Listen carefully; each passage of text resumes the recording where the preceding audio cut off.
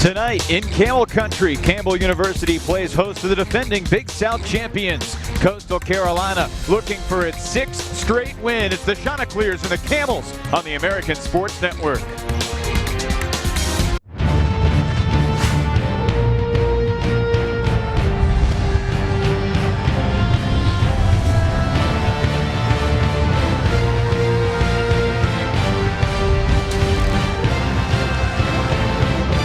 Welcome inside beautiful Gore Arena on the campus of Campbell University here in Buies Creek, North Carolina. Tonight, the 13-3 Chanticleers trying to stay unbeaten in the Big South against the Fighting Camels of Campbell. Hi everybody, Evan Lepler alongside Nate Ross. It's so great to have you with us here on the American Sports Network. And we get ready for Big South basketball. This Coastal team swept through the tournament last year, undefeated in the league this year. How is Cliff Ellis doing it?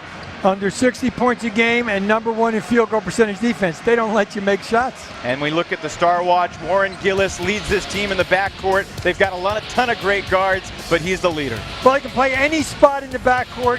His last 3 games, 20, 15, and 18, way above his average. He knows it's conference time. He gets to the line late from the free throw, plus 90%.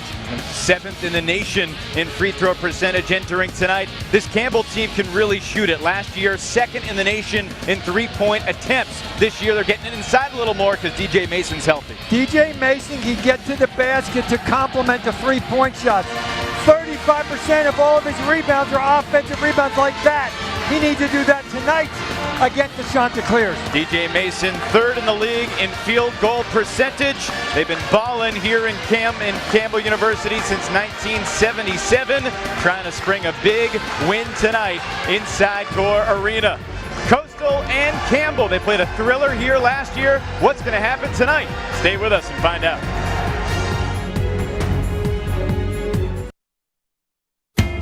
Here at Coastal Carolina University, we're not just building dreams, we're building the future.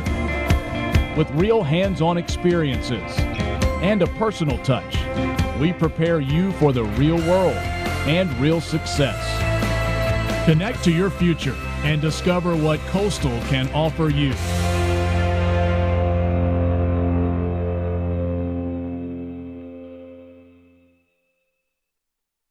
People have said that there's no way that Bojangles made-from-scratch biscuits could get any better. But that's before they put 2 thick slices of cheddar cheese inside their biscuits. There's more cheese than biscuit.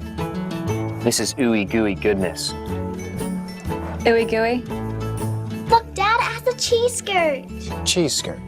Yeah, the melted cheese looks like a skirt. Come try the Cheddar Bow. Bojangles, it's Cheddar Bow time.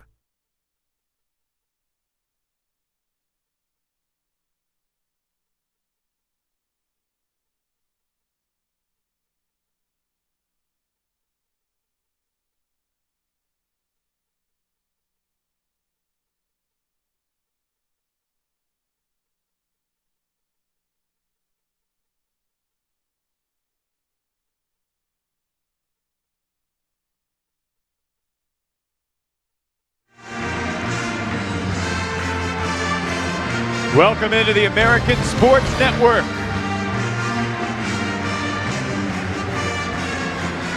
Back inside Gore Arena, we got the Chants and the Camels. Home teams in the Big South so far this year are 14-7. The Camels underdogs tonight against the undefeated Chanticleers, but as we've seen lately, it's hard to win on the road in the league no matter what league you're in.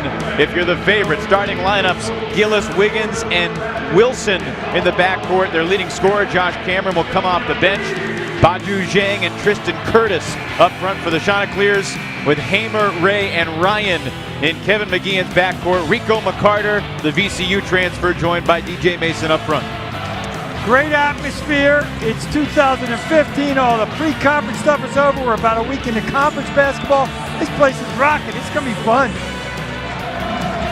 Gaylord the Camel is ready. All righty, Gaylord. Beautiful arena here. Absolutely beautiful. And it's going to be loud. This building opened in November 2008. Seats just over 3,000. And the students are back in town. Classes back in session for the spring. We got a great officiating crew tonight. Ted Valentine, Mike Nance, and Tim Nestor. Just outside Raleigh, North Carolina, we're in Bowie's Creek. It'll be Rico McCarter and Badu Zhang jumping center. And Zhang tapped it out of bounds to the great SID Stan Cole, who was ready to make the play. Excellent hand, Stan. Campbell basketball. Real early, I think it's important. You can see Coastal Carolina's going man. They got to play with this motion, spread motion offense. Here it comes. Almost like a read option in football. It's determined by how the defense reacts to the various screens. Andrew Ryan juggled the catch. Here's Mason, who we featured up top. Ryan's their best outside shooter. He can't get the roll that time. Rebound for Wiggins. Transferred from Mount St. Mary's. He's been a great addition to the backcourt.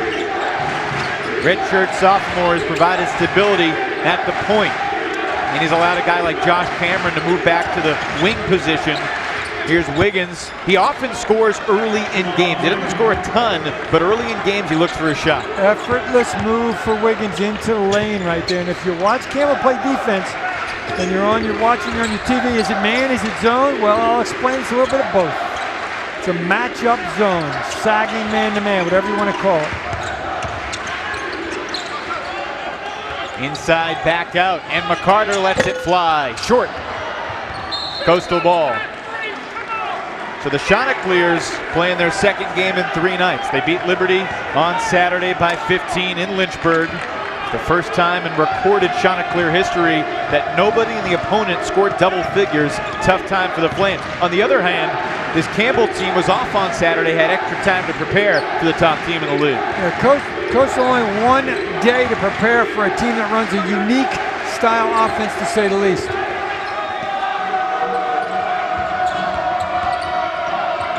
To the basket, and Wilson short with a teardrop. Mason the rebound.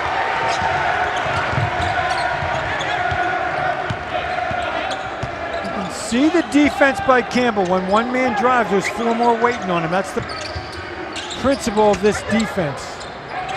Andrew Ryan, the second try. Just like the first, he missed it, put Mason on the glass. There's the offensive boards we talked about in the open. That's what he's got to have. And he's yelling at Hamer, we can get a better shot than that. Move the basketball.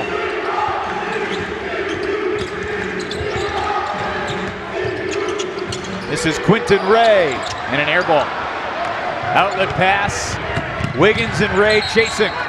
Coastal ball, and a couple cheerleaders go down hard. Hopefully everybody's okay. They are. They're laughing as they get up. Warren Gillis. There's Cliff Ellis, the head coach of the Chanticleers. How many games has he coached?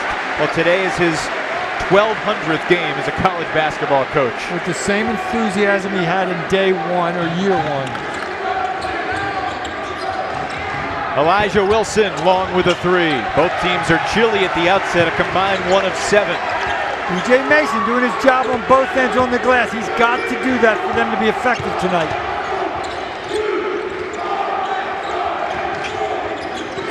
If you think that the Camels shoot a lot of 3s, you're right, they do.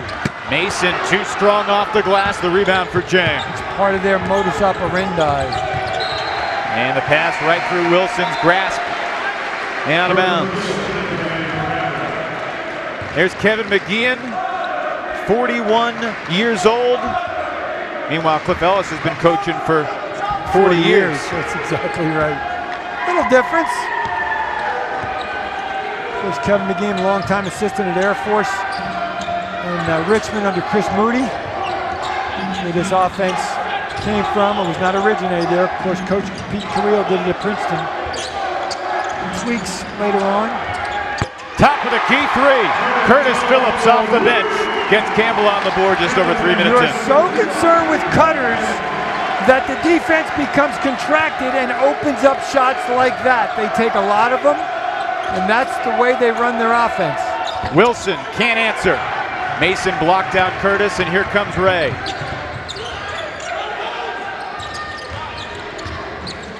McCarter to the step back. And a foul on Mason, his first. Really good block out by the new starter last couple games, Tristan Curtis, the junior from Nassau in the Bahamas. He drew the foul. He gives him energy. Coach Ellis said he just loves the energy he gives him at both ends of the floor. Not a great scorer yet, but hadn't been playing a lot of minutes. More and more minutes as conference play has blossomed for Curtis. There's the matchup zone. It's a one-man on the ball, four men sagging, basically. If they don't communicate, if they don't talk on screens, they're going to get burned. Talking's the most important thing. You see, it's really just a switching man, essentially. Josh Cameron, the leading scorer, comes off the bench, and here's Gillis, his lefty runner, rebounded by McCarter. I thought it was interesting what Coach McGeehan told us after shoot-around today. Teams will run various stuff against us, and when they find something that works, that's what they'll go with, because they don't know what's going to work coming into the game. Interesting way to attack it. And a traveling violation called as Kyrie Hamer lost his footing. Well, these are two good defensive teams, Nate. We've seen that in the first few minutes. It took a substitution off the bench to get Campbell on the board. The freshman Curtis Phillips has got 3 for the home team.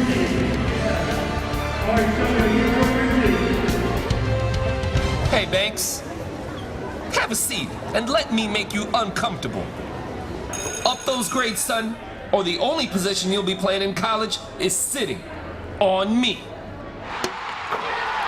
You're still awake? Have a seat on old Mr. Bench. At least your buns will fall asleep. Is this the one about the high school hotshot who gets benched in college? Hey, man, T, move down. It's a tearjerker!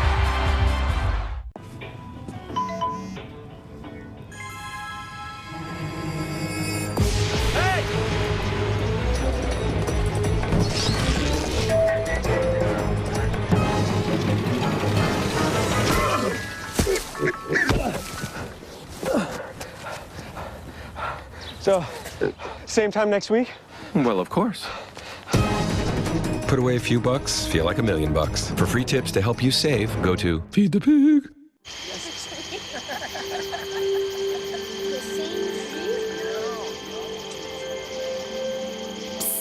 They're coming. Places, everybody. Light check. 1, 2, 1, 2. Everything looks good on our end. And lights. Come alive with the forest. Visit discovertheforest.org to find a forest near you.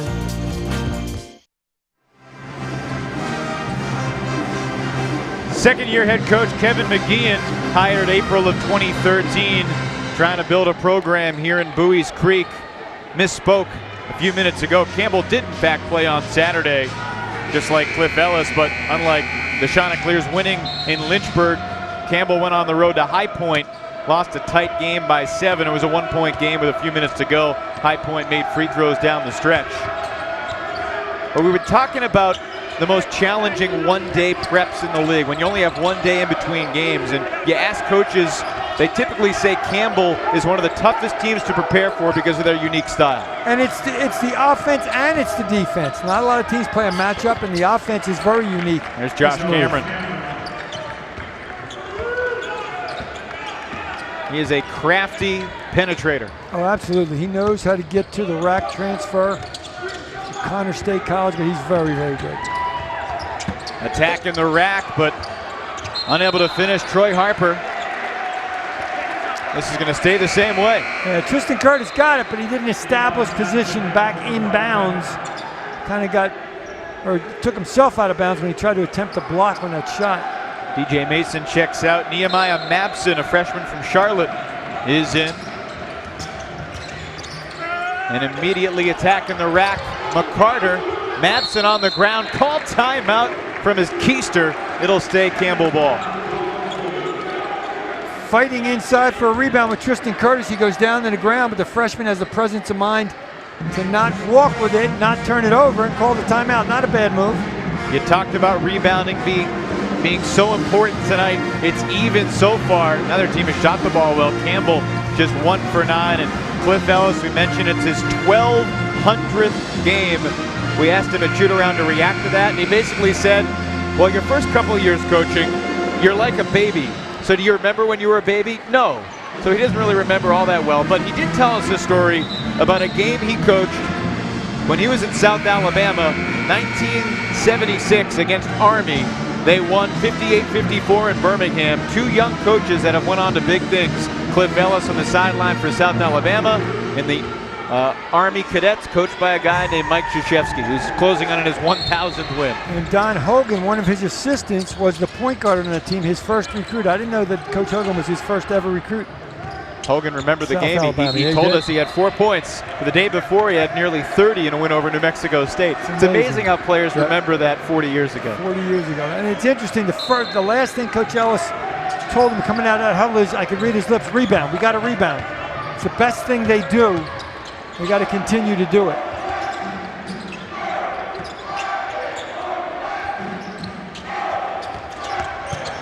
Dribble drive, sets up the McCarter three. And Campbell can't buy a bucket, now 1 of 10.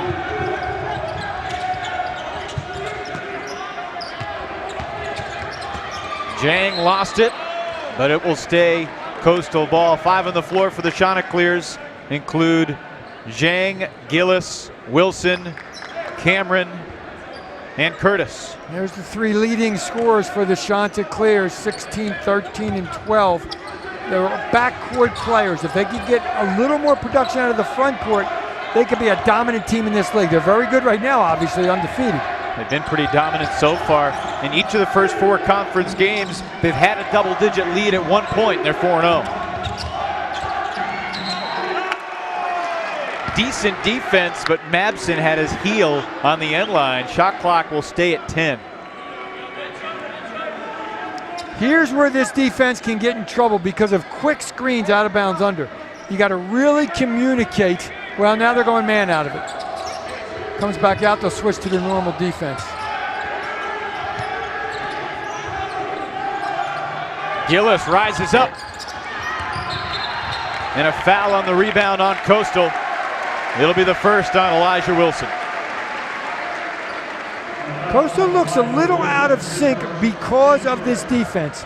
I'm sure Coach Ellis will try a different attack mode, but you got to run your motion against. You got to move bodies and the ball, and you make the defense make a mistake. Hasn't happened yet, hence a really close game. Not a lot of points. Troy Harper into the game, running the point. This is Hamer back outside, not to be confused with Harper. Troy Harper, a guy from Philly that Kevin McGee is pretty excited about. Yeah, the Catholic League, really good player. He lets it fly and circles it home. Second 3 for the Camels, who retake the lead.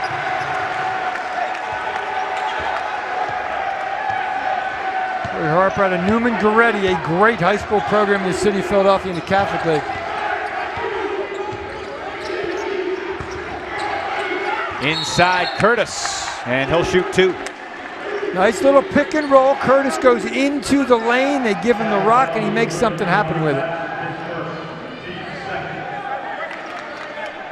Tristan Curtis moved into the starting lineup by Cliff Ellis mid-December. He's played 10 games. Coastal has won 9 of them when he's been a starter. Foul was on Mabson, his first, and ever since he entered the starting lineup, he's been a different player. A guy who seriously considered giving up basketball. His freshman year, his sophomore year, only averaged about 2 points a game. Actually played fewer minutes as a sophomore than he did as a freshman. And even though he missed a couple of free throws here, he's been an impact guy in the interior. He's got 35 offensive rebounds in the last 10 games. His mom told him to hang with it. Coach Ellis is happy that his mom had his best interest at heart, and so did his best interest for his basketball team as well, because he's really a good player. Mabson the pull-up, and the 2. Freshmen are big contributors for this Campbell basketball team. It gives them depth. Obviously, it gives them scoring ability as well. Back to the zone. Mabson, a 50% shooter off the bench. He's played every game so far for Campbell. And Tim Nestor has a call. And it's a foul on Campbell. That's Warren Gillis' go-to move, to drive with the right hand, and then spin back to the dominant left hand. He did it in the tournament last year. Had some big-time buckets, but that's his go-to move. They got Hamer with the forearm, his first foul. Colton Ray St. Cyr, a sophomore for Coastal's into the game for the first time. Siobhan Wiggins returns. And Marcus Freeman and Michelle Ananga are also in for Coastal. Freeman coming off a 7-rebound game off the bench the other night. Cameron's three wouldn't go, and a nice job to keep it in bounds by Phillips. You can't let Josh Cameron get comfortable taking that shot, because if he gets hot, he's a very streaky shooter. He will hit him in bunches. Little screen and roll, but Harper's pass deflected.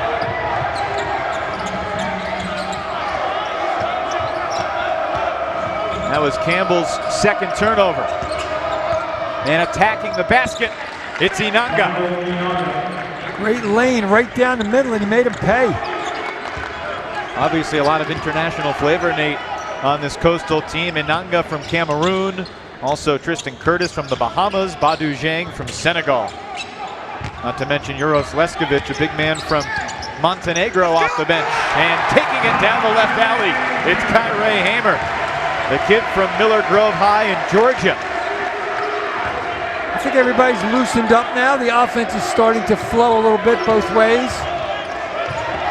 The dribble drive shouldn't work against this defense. That'll work. Get it in the middle of the paint and get a good shot off. Freeman missed his hook shot.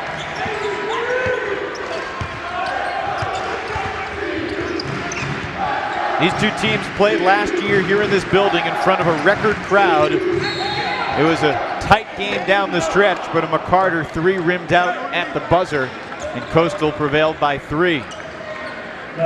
Campbell doing a nice job attacking the basket, and 2 shots upcoming when we come back. After a slow start, the Camels have found a groove, and Cliff Ellis's team is down by 4. Passion, pride, intensity, leadership, teamwork, memories. 6 days, 11 schools, 20 games, 22 teams. 1 goal. Advance to the dance. Visit MyrtleBeach.com. Big South Basketball Championship. We'll see you in Myrtle Beach. Myrtle Beach Madness. Buy your tickets today. Go big or go home. People have said that there's no way that Bojangles made from scratch biscuits could get any better. But that's before they put 2 thick slices of cheddar cheese inside their biscuits. It's more cheese than biscuit. This is ooey gooey goodness. Ooey gooey. Look, Dad has a cheese skirt. Cheese skirt. Yeah, the melted cheese looks like a skirt. Come try the Cheddar Bow. Bojangles, it's Cheddar Bow time.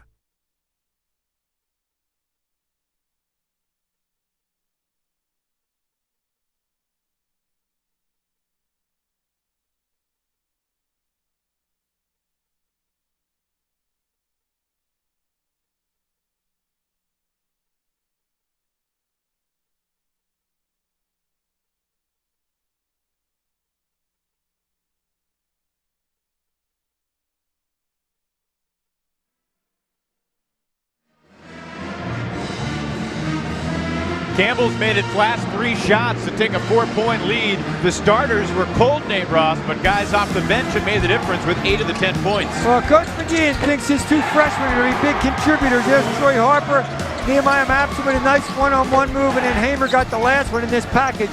But added depth from freshmen is really important for this basketball team. As tough as it is to play against, it's difficult to run this offense as well. But those 2 young men, Harper and Mapson, have done a good job for that man so far in the season. Before the timeout, the foul was on Colton Ray St. Cyr, his first. And they ruled the foul on the floor, so Campbell will inbound with a fresh shot clock.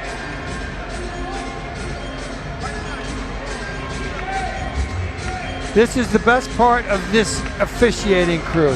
Mike Nance is going in there, they're banging each other, and he makes a joke about it. Guys, just calm down.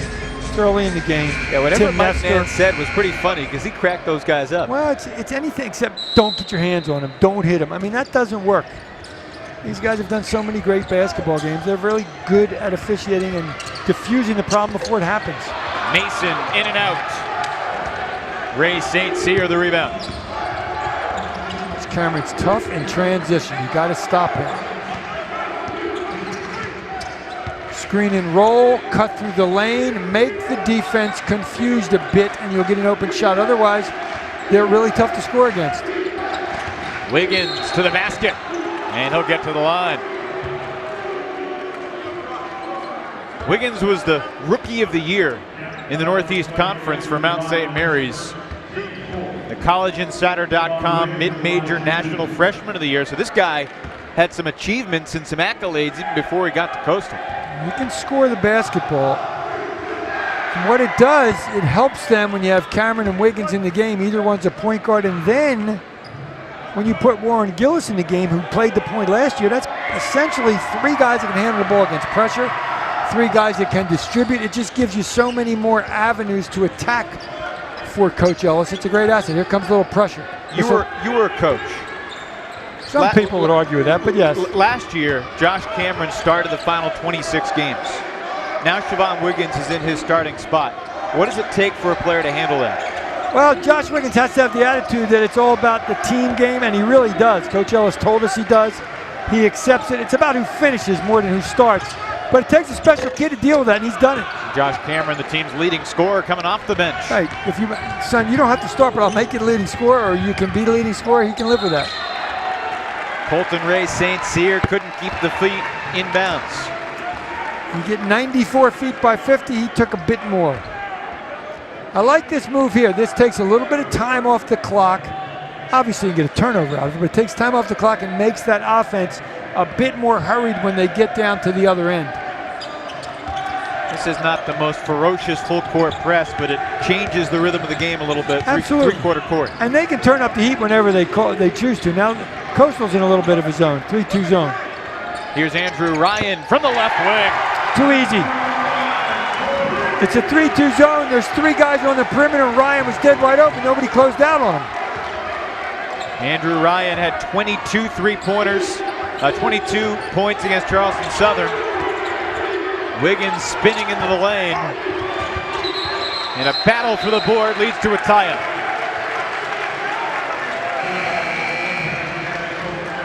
Cliff Ellis with nearly a wholesale substitution here. Wiggins is the lone Chanticleer staying on the floor. Andrew Ryan has spent a lot of time injured, but he can really shoot it when he's healthy. When a guy that's this right, there's nobody near him. Now there's the screen inside, but you got to know there's a shooter out there, and it's a zone defense. Fly at the shooter. You got 4 other people to help you. Wiggins gets 2, right over Rod Davis. It's a pretty good move over 6'6" Rod Davis. To the middle of the floor, McCarter breaks the press and resets. Coastal going 2-2-1 to 3-2. You got Elijah Wilson on one side and Gillis on the other side as the rebounders when the ball goes to the corner. I like the way they set this up. Ryan spotting up again. And a foul on the rebounding action. And it's on Coastal. We talked about how Campbell has to be big on the boards. DJ Mason has been all over the place. He drew that foul. He's got a couple offensive rebounds. He's got a defensive board. He's got to be the man on the glass for them to have a chance tonight. First foul on Zhang. Looked like that Ryan 3 was going in, didn't it? Yeah, it did. A good shot. Well, every time he shoots it, he does. He's got a great rotation, great footwork. Here's DJ Mason from deep. McCarter had the rebound and lost it. Bodies tumble on the floor, and Campbell continues to persevere this trip. Days, the UCF transfer, turns it over. Warren Gill is too smart for that one. Like I said, he's like another point guard on the floor. This is Wilson, in and out, and Mason's got it. Coaches have said this for eons. A lot of times you're not going to make shots, but your defense will travel. Coastal Carolina's relied on their defensive rebounding the entire season so far. They got to rely on it tonight to get back in this thing. Only a 3-point game. You talked about how the defense and the rebounding have been big in conference play. They've also shot 42% from 3. That hasn't hurt either. And tonight the shots are 0 for 5 from deep. Days for 3. Talked about the bench coming in and being productive. There's another one. Rod Days from Miami Gardens, Florida. UCF transfer. They're expecting a lot of big things out of this young man.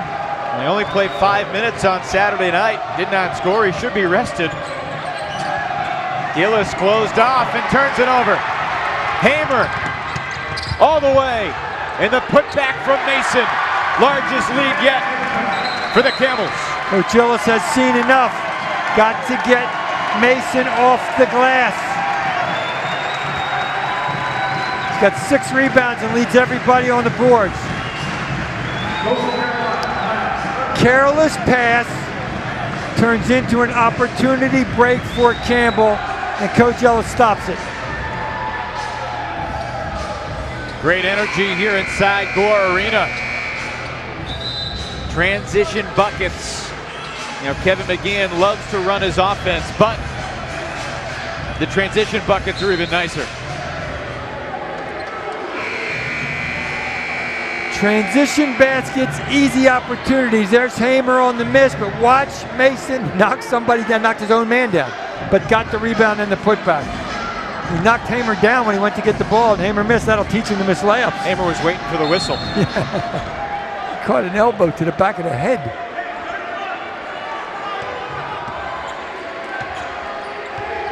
Cliff Ellis talked it over. Wiggins, Gillis, Wilson, Jang, and Curtis. And a nice move from Gillis. His first boot, too. Took Rico McCarter to school. That's a 6'3", 205-pound 1, 2, or 3 man. Call him what you will, but he can score inside. For that basket, Warren Gillis crosses over the 1,100-point barrier in his career. 19th Chanticleer with over 1,000. And the answer, Rico McCarter, his first basket. Rico to transfer out of ECU says, I'll give you 2, give me 3 at the other end. We'll do that all night long. McCarter, a very streaky player. Offensive foul. That's number 2 on Badu Zhang. Let's give Rico McCarter credit. He got scored upon in the post, came down, hit a 3, and then big-time defense to draw the charge. 3 top 7 teams learned yesterday. Duke, Wisconsin, and Arizona. Your favorite, but it's tough to win in your league on the road. Campbell off to a great start.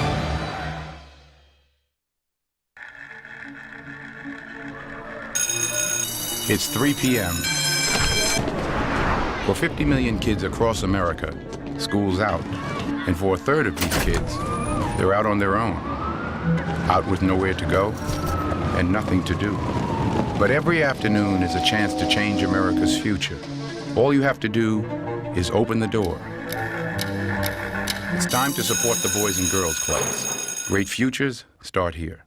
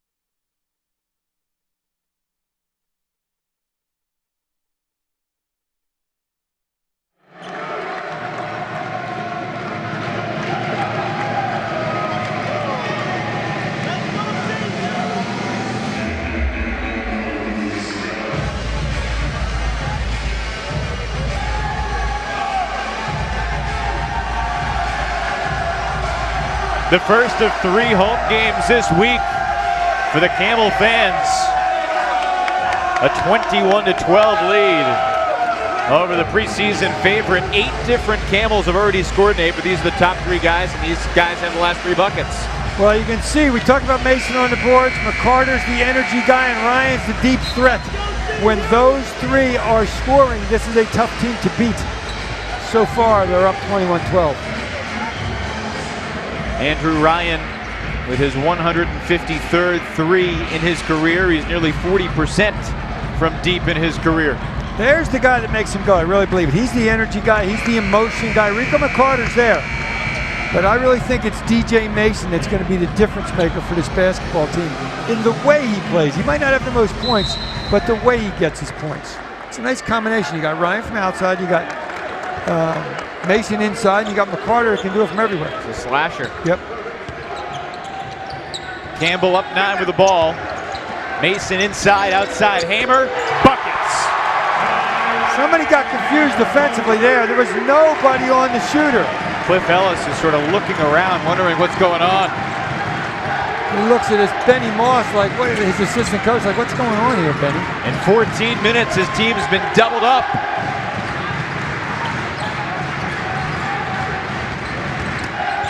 Gillis closed off by the defensive Phillips.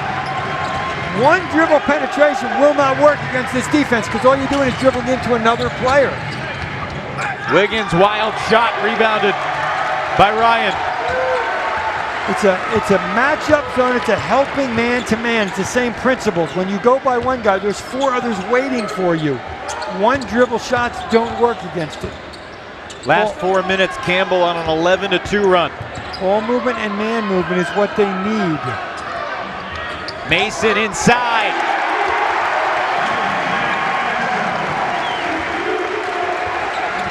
Mason got Tristan Curtis on his hip, and he made him pay. He's a lefty. Over the right shoulder's where he wants to go. That's exactly what he did. Gillis for 2. Warren Gillis, if they're down 20 or up 20, you would never know by looking at his face. He's Mr. Cool, calm, collected on the floor at all times, and he's very capable. That was the thing about Coastal Carolina last year in the Big South tournament. They won every game, but when it came time to pick an MVP, there wasn't an obvious choice. 3 no good for Hamer, but the rebound taken by Phillips, and he runs over. No, it'll be a traveling violation, not a charge.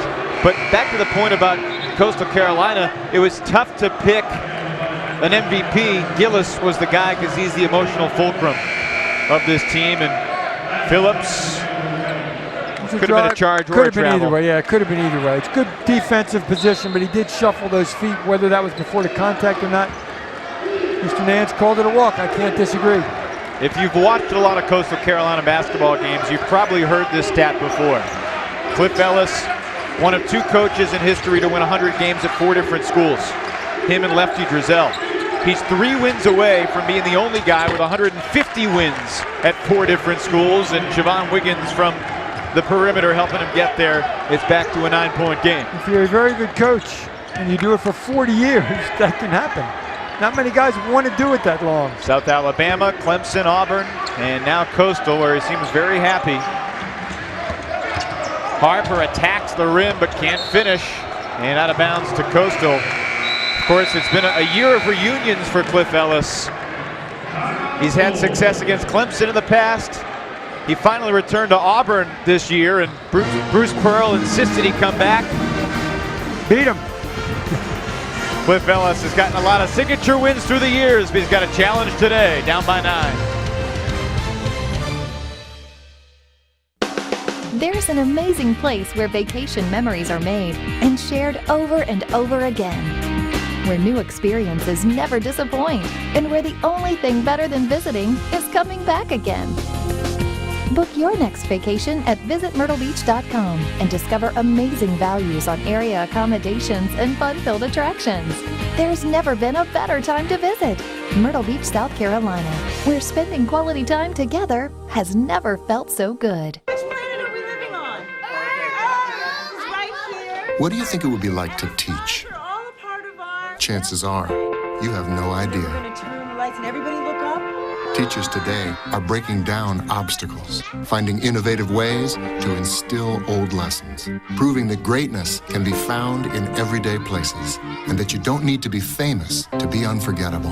That's what it's like to teach.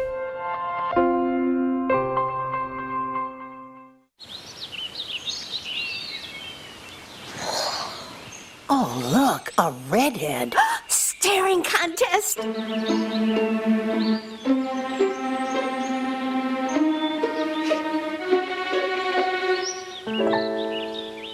You still got it. I know. Come alive with the forest. The dad was cute. You were looking right at us. Visit discovertheforest.org to find a forest near you.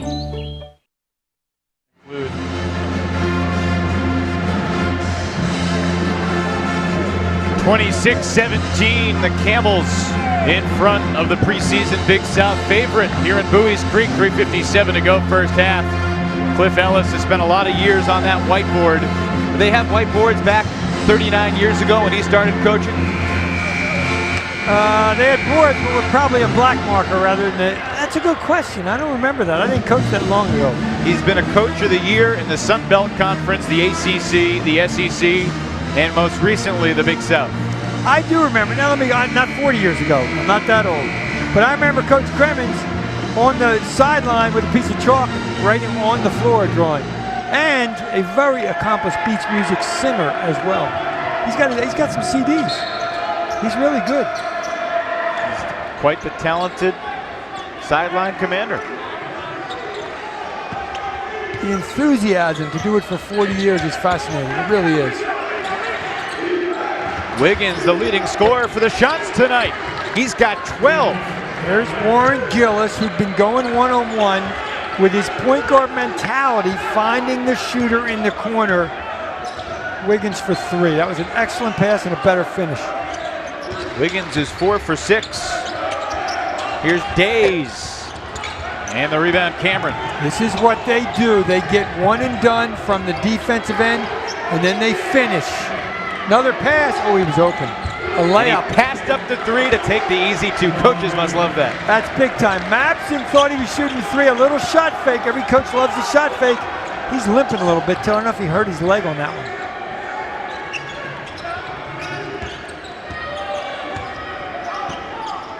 .10 run for Coastal in the last couple minutes. Harper.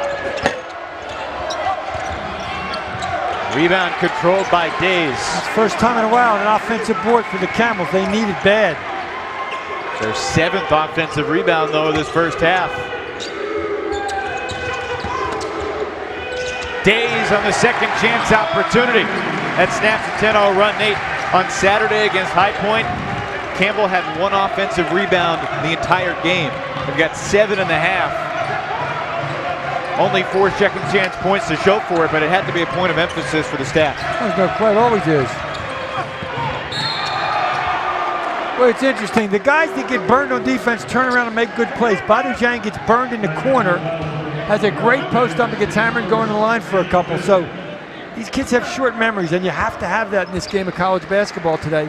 Now you can try to pay it off at the line. Ted Valentine having a conversation with Kevin McGeehan. It's his 9th game in the last 10 days as a referee. But who's counting? He's a busy man this time of year. Well, we all are. It's February. Excuse me, it's January coming up on February. This is conference basketball season. They come at you hot and heavy right now. Zhang's become such a better shooter over his career at Coastal Carolina. Just his form. Still got a ways to go, shy of 60%, but looks good. He makes a couple there after Curtis missed 2 earlier. Coastal 4 of 6 at the line. No more zone. It's man-to-man for the Shots. Great strip. 2-on-1 the other way. Layup was missed. Didn't need the double clutch, but he double clutched and missed the layup.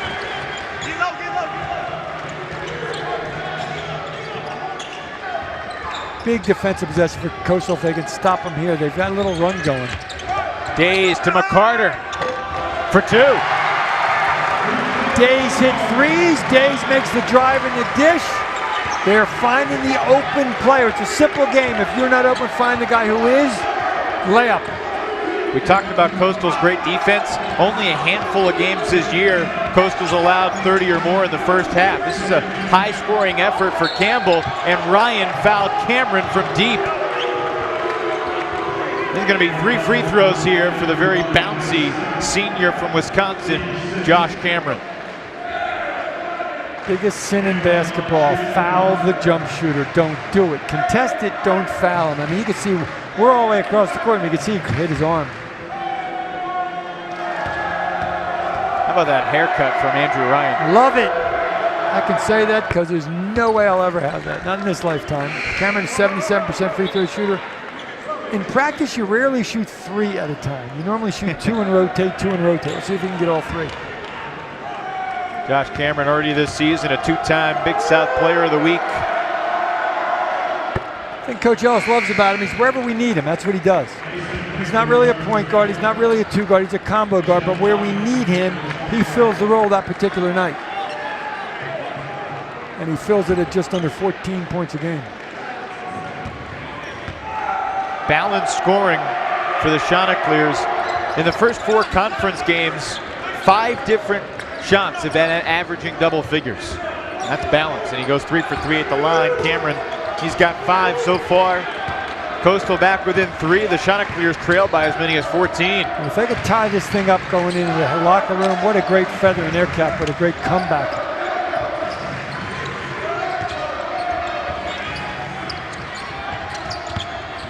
Campbell's not really running this spread motion. They don't have somebody at the elbow. That's normally where the ball is. What a shot. Rico McCarter, let it fly. With supreme confidence. Transfer from VCU, same mentality at VCU for Shaka Smart. Let it fly if you're open. He was 7 of 12 from the floor on Saturday. He's got a couple threes in the first half today. Great hustle. Just dive on the floor, try to go get it.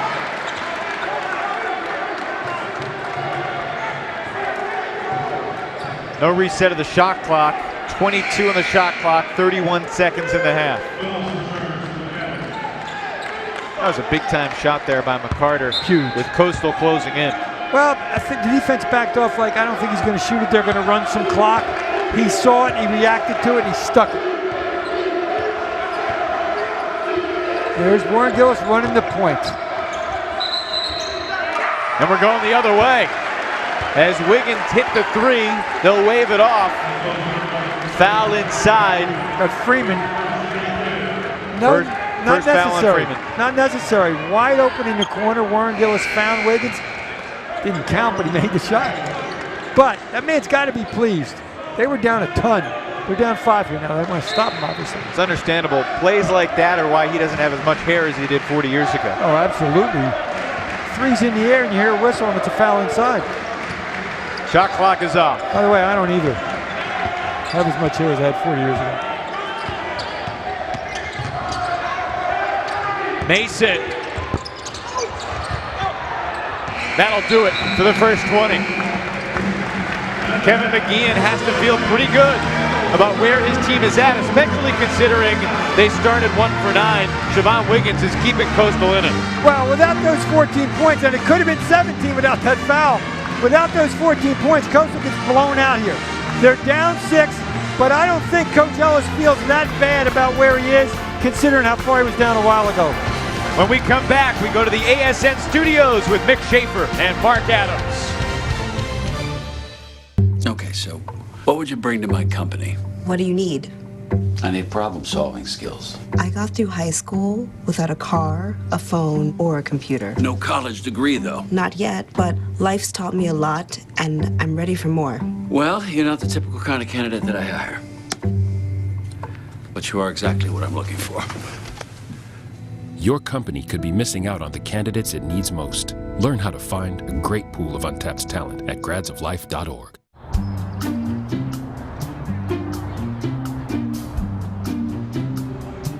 Don't worry, the 74 people were picked before me in the NFL draft.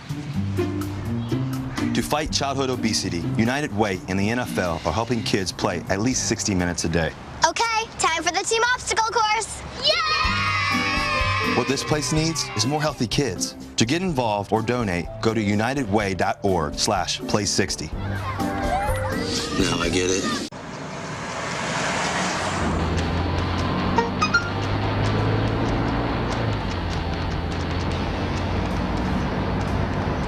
The average text takes your eyes off the road for nearly 5 seconds.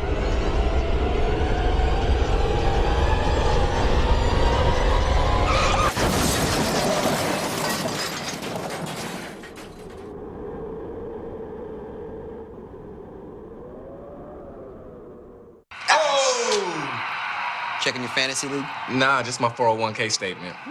Nice. Where'd you find the money for that? I just been saving a little every month. I can't seem to save anything. Well, what about all this? What about the money you're spending? What money? It's gone before I can get my hands on it. I got a pizza for a Todd. Hey, can somebody spot me? When it comes to financial stability, don't get left behind. It's 547. Get tools and tips for saving at feedthepig.org.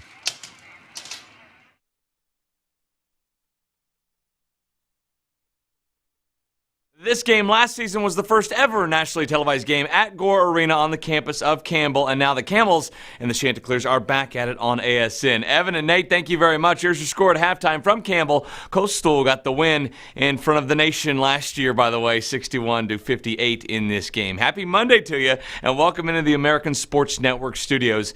I'm Mick Schaefer. The Big South has a home, and it's called ASN. At least a half dozen more Big South basketball games coming your way this winter. Included in that, we'll see Coastal again, and we'll see Campbell a couple more times. But in the more immediate future, we have these games and these conferences for you. From the Patriot League, Army goes to Holy Cross. Both these teams receive first-place votes in the preseason Patriot League poll, and that game is on Wednesday. And then on Thursday, UAB goes to Louisiana Tech in Conference USA play. The Bulldogs look to be the team to beat in that conference. And then on Saturday, 3 more games out of that league for you. At 3, it's UTEP, another favorite to win the Conference USA title. They're visiting UTSA, followed by Marshall and FAU at 5:30. Dan D'Antoni, brother of Mike, is back coaching at Marshall, his alma mater. Then it's ladies' night at 8 o'clock. We see the La Tech women take on Middle Tennessee. Speaking of good coaching bloodlines, 24-year-old Tyler Summit, son of Pat Summit, is the Lady Techsters' new head coach. And we have time to fit 2 more games in that night. Elon at James Madison out of the Colonial at 8. And New Mexico State goes to Seattle out of the WAC, West Coast, so they can afford that 10:30 tip time. Hey, still to come, those are the facts, but Mark Adams will drop the knowledge. A look around the teams and the conferences that comprise the American Sports Network. Stay with us.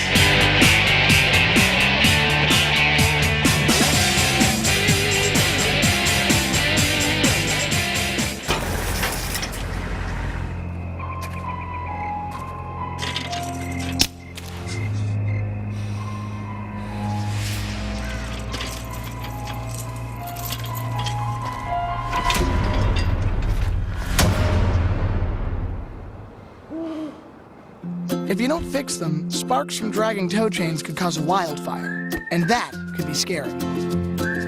Hi, Smokey. Only you can prevent wildfires.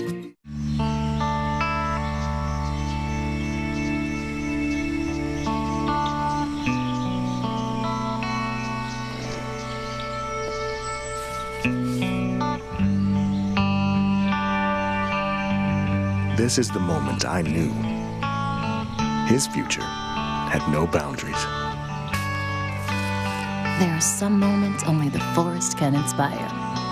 Find yours at discovertheforest.org.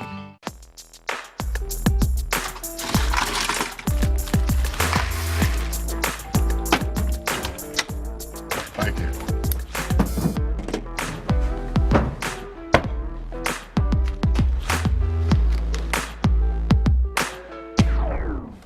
You got a key? Go fish. The smallest moments can have the biggest impact on a child's life. Take time to be a dad today. You wanted to be a teacher when you were little, but things changed. Teaching didn't seem that cool anymore. So you decided to become something else. But what would your 12-year-old self say? Amazing things are happening in teaching, so it's time to put it back on your list. Don't try to convince yourself otherwise. You had it right the first time.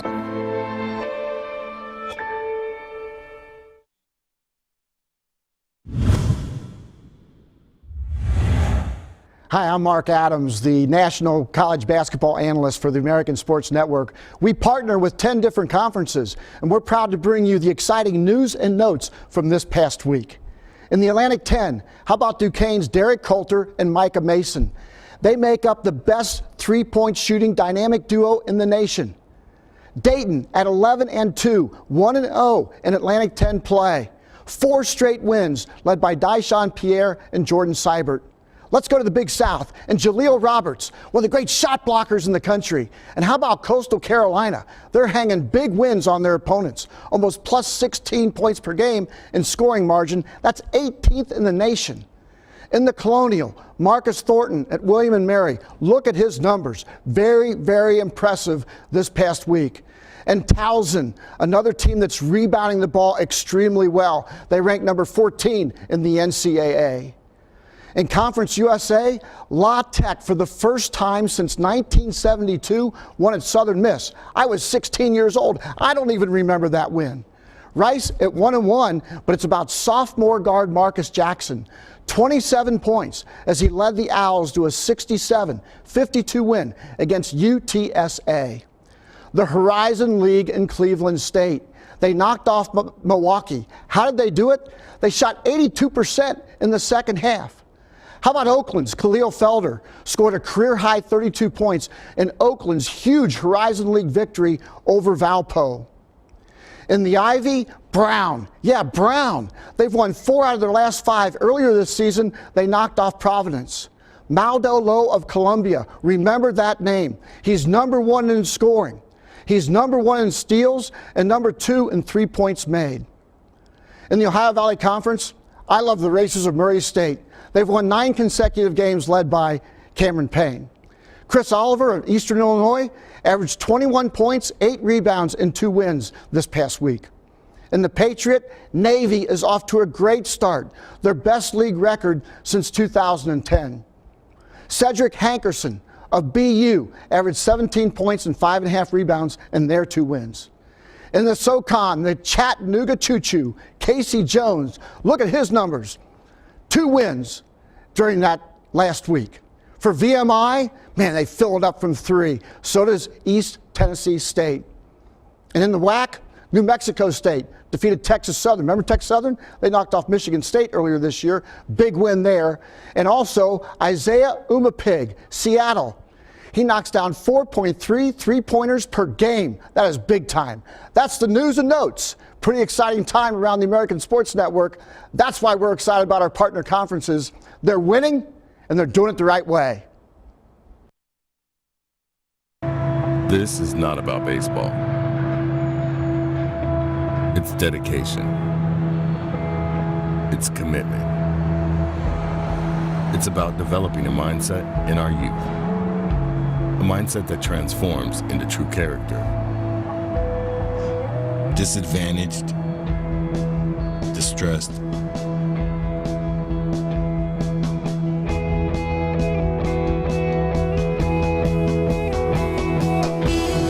new fields envisioned as new opportunities, instructors teaching life, lessons learned. This is not about baseball.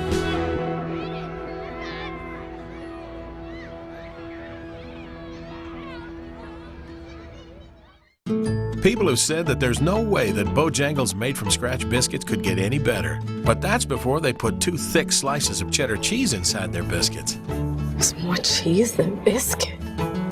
This is ooey gooey goodness. Ooey gooey? Look, Dad has a cheese skirt. Cheese skirt. Yeah, the melted cheese looks like a skirt. Come try the Cheddar Bow. Bojangles, it's Cheddar Bow time.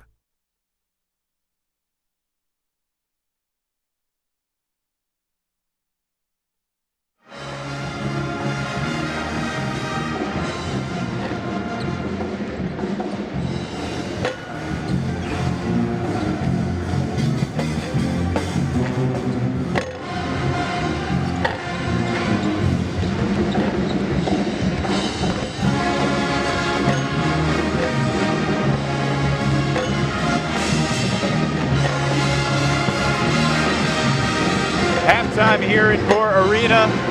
Rock and roll for the Camels, who made 7 threes in that first half, leading by 6 at the break. Hi again, everybody. Evan Lepler with Nate Ross. It's nice to have a couple guys that can really fill it up from deep. 7 3-pointers for the Camels. 6 different guys made one from the outside. They really spread it out, and they were very effective when they made threes. The key, though, is, Evan, watch this. Nobody's got a hand in the shooter's face. There's one. The closeout's late. Next is Ryan. The closeout's a little late. The next ones are even better because the ball moves so quickly. There's Ryan again. Nobody's near him. After the slow start, they really found a rhythm. Went on a big 10-0 run at one point. Stretched the lead to as large as 14. Coastal, though, did battle back. Siobhan Wiggins, the leading scorer in the game. But you want to talk about the bench points. 2 key stats right there. Look at the rebounding, look at the bench points. The Camels are winning the rebounding, and they're killing them on the bench points by 6. Guess how many points they're ahead by. Something to watch in the second half. The rebounding battle. Coastal 8th in the country in rebounding margin. They are rebounding their foes by about 10 boards per game, but not today. Not yet. The difference at the half is 6. Warren Gillis and company trying to get the road win here in Bowie's Creek.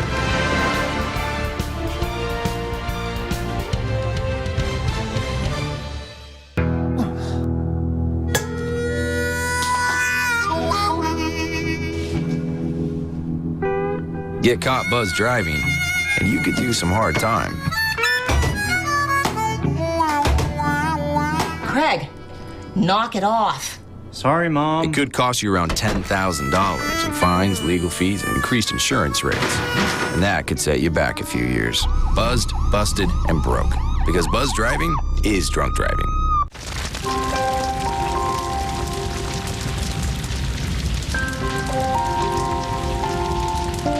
A single ember that escapes from a wildfire can travel more than a mile. That single ember can ignite and destroy your home or even your community. You can't control where that ember will land, only what happens when it does. Get Fire Adapted now at fireadapted.org. So who's going to do what? I'll pack the dead batteries. Great. I'll only put what I don't need into a duffel bag. Perfect. That's totally unhelpful. No problem. Meanwhile, I will try to comfort everyone by speaking in a calm voice. And who is going to handle supplies? I can forget to do a list for us. Thanks, pal. We couldn't be any less prepared.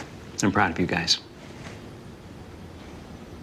Talk to your kids about who to call, where to meet, what to pack. Visit ready.gov/kids for tips and information. Get your ass out of suit. You're not in here. Yes, I am. Move. Give it to him hard. No. Every day, kids witness bullying. Why you stab me with it? No. They want to help, Ow. but don't know how. Oh, you got... Teach your kids how to be more than a bystander. Visit stopbullying.gov. You are watching the American Sports Network. 20 minutes back on the clock here inside Gore Arena. A busy week here in this building. Tomorrow morning, Nate, the Campbell women's team hosting Gardner-Webb, 11:45 a.m. school day here at Gore Arena. No, it's not school day. It's Screaming Kids Day. That's what they call it. That's it. Screaming Kids Day. And these guys under Kevin McGeehan back home Thursday and Saturday. Now there's the offense. It starts at the elbow and everybody cuts, but they didn't do that much in the first half. Quinton Ray lost it out of bounds. The Chanticleers are really, really good with their hands. Deflections, active hands, helping their teammate. They just didn't do it much in that first half, but that's what they do exceptionally well, normally. Same defense by Campbell. They're not going to change. This is what they do. After a half, Campbell on pace for only 10 turnovers, but an early giveaway in the second half.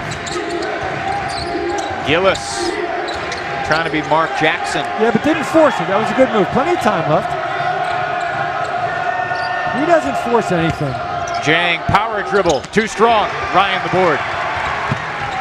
He had Wilson dead open in the opposite corner too, but he chose not to throw it to him.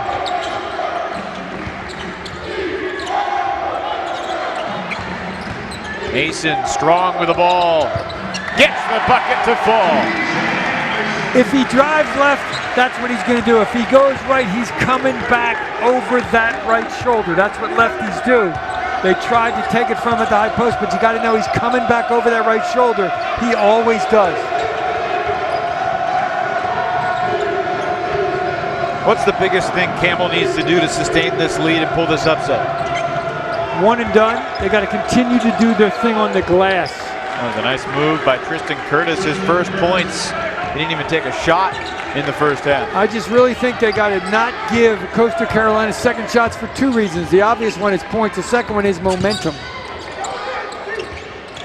Nice shot fake, better pass. Hammer was wide open, and he gets his own rebound and takes it to the rack. Mason, and he was fouled. Looked like Siobhan Wiggins grabbed his arm underneath. First foul on Wiggins, but he's the leading scorer for the Chanticleers, almost half their points. See, Siobhan Wiggins with a lot of points for his team, almost half of the team's total. Good for him, bad for everybody else. Mason swatted, but he'll get to the line. Take your pick. Tristan Curtis, Gillis, somebody hit him. They got the Bahamian Curtis, who started playing organized basketball when he moved to Houston around 16 years old. I like the fact that Coach McGee, and when the ball's out of bounds under, they just don't throw it in bounds. A lot of teams, they try to score. You can steal 3-4 baskets a game by being aggressive and trying to score in that situation.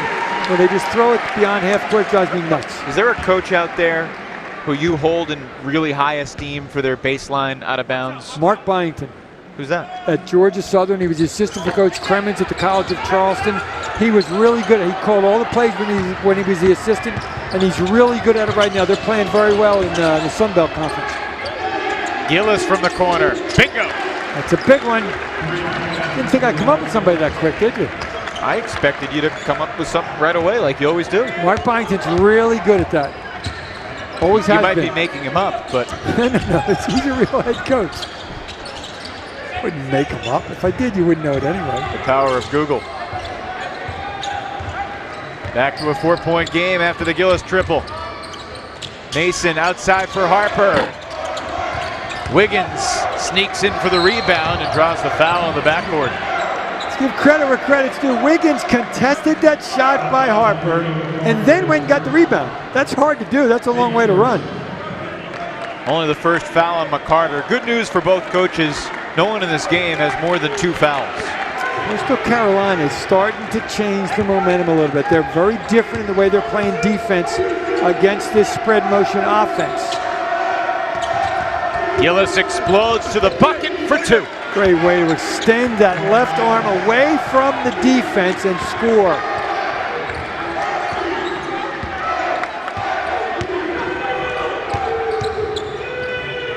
Goes to the high post. They've been trapping it. There it is again, a trap. Andrew Ryan. Loose ball. Curtis collects. And a tie-up. It will be Coastal basketball. When you're 6'3" and over 205 pounds, watch the extension of his left arm away from McCarter, who's a really good athlete, to get the shot off and then finish it. Excellent play by the senior. He's not the fastest guy in the world, but he's strong and in control. Strong's the key there, because you can take the contact and get an and one. That time you use it to just take that arm away from the defender. Created space, he created separation. Wiggins, and he'll get to the line as Mason bumped him. Second foul on DJ Mason. Evan, you can see the way Coach Ellis and the adjustments they've made at halftime, they're attacking the basket on the drive, but from a position on an angle where they have such good spacing. We saw Gillis last time, we saw Wiggins this time. They're kind of sloshing across the lane. Fouls on the opponent, free throws when the clock's not running. All good things if you're a Chanticleer fan. Wiggins scored 20 points against Chattanooga back in November. That's as high as a Chanticleer. Now he's got 16 with a lot of time to go tonight. They're doubling the ball when it gets to the elbow. They're doubling the ball when it gets to the high post. Granted, Campbell's made good passes. They haven't finished, though. That time they didn't double it. Interesting. This is the first tie of the game. Hammer lost it. It will stay the same way. Warren Gillis, he might not be quick with his feet, but man, he's got quick hands to slap that loose. That's a little playground action. That's from playing in Philly in the playground, slapping it loose.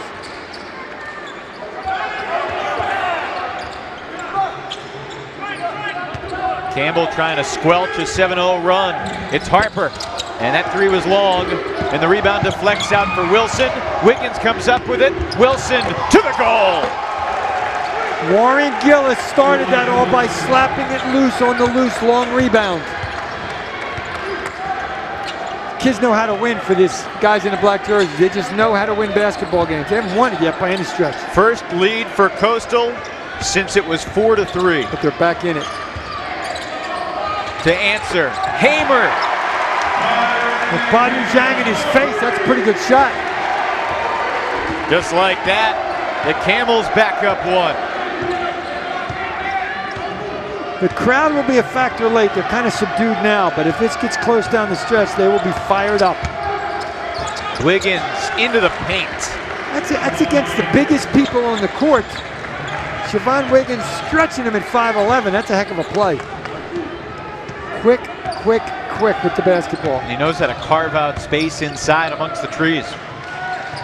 An entertaining first 5 minutes of the second half. Absolutely.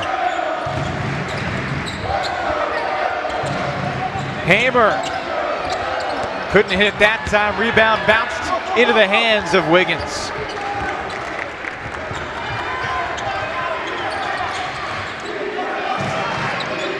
We talked about it in the first half, Evan. They need to move man and move ball. They moved the ball. Now they're moving the man and the ball, and they're getting opportunities on the dribble drive. They want to space it out and drive into the middle. Wiggins again got a good shot. This one bounced out. He just signaled to the bench, get me out, I'm tired. Wiggins did. So you're always tired on defense. You're never tired on offense. It's funny. If he got the ball, I don't think he'd call timeout and stop the game. Another offensive rebound from Mason. He attacks and draws the foul. Going to the right side, an unusual side for Mason. That's why he surprised the defense and got the call. Second personal on Tristan Curtis, but down by as many as 14. Coastal has stormed ahead. Wiggins to Wilson for the loud two.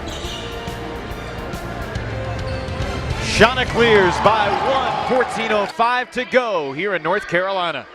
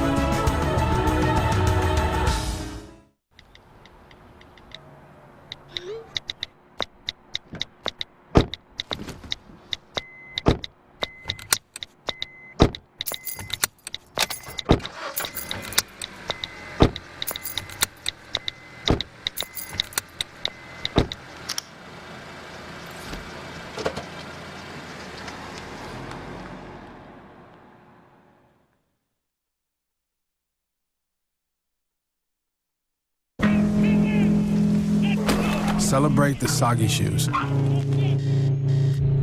and the slow starts. Celebrate the lessons learned along the way.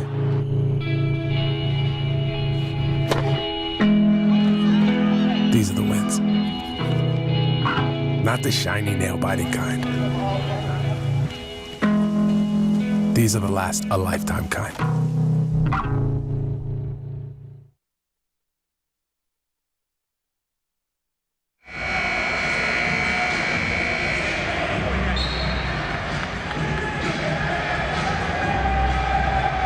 Coastal Carolina back up by 1. 5 of their last 6 from the floor. The Chanticleers led by Cliff Ellis in his 8th year at Coastal.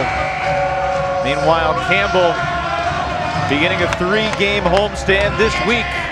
Hopefully the fans have some stamina. A lot of tough games, a lot of games in a row, but they're kids.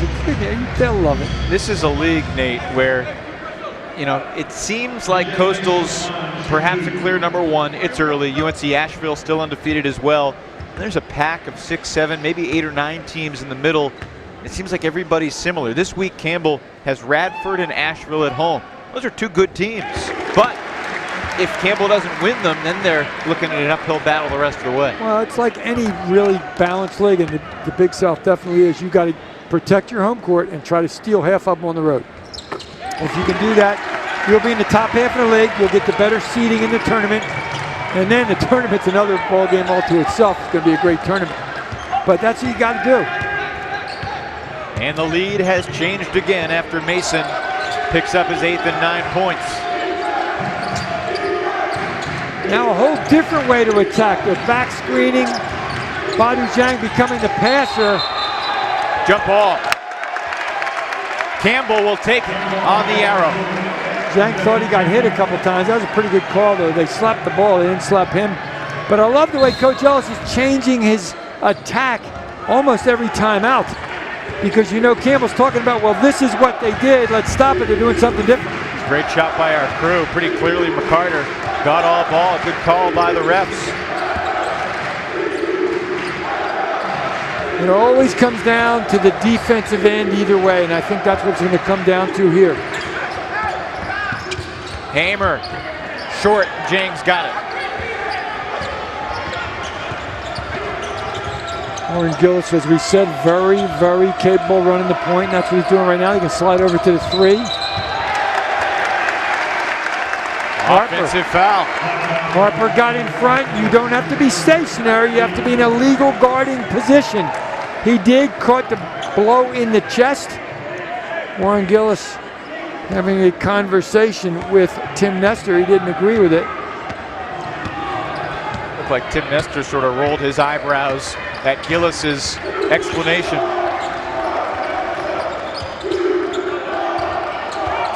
He's saying he was moving, but you're allowed to be moving laterally or retreating. Mason throws to the corner. Hamer, what a pass to Mason. That's an unbelievable pick and roll, Hamer to Mason. That's a big time play against a pretty good defensive team. DJ Mason, the junior into double figures for the 14th time this year. He's got 11, leading the way for Campbell. Cameron for Wilson for 3. Coach Ellis called that set from the bench. 40 years in the business, the man's got the same enthusiasm as he had a long time ago, and he's still way on top of this game. Our 3rd tie of the night, but doesn't last long. Curtis Phillips, he made the first bucket of the day for Campbell, and there's his 2nd 3 of the night. 7-16, Campbell on top of the bench scoring, 9-point differential. Gillis spinning, short, rebound deflected out beautifully by Ananga, and inside contact as Jang got undercut, and he'll shoot 2. 2 offensive rebounds. That's the power of Coastal on the glass. 11:42 to go, second half.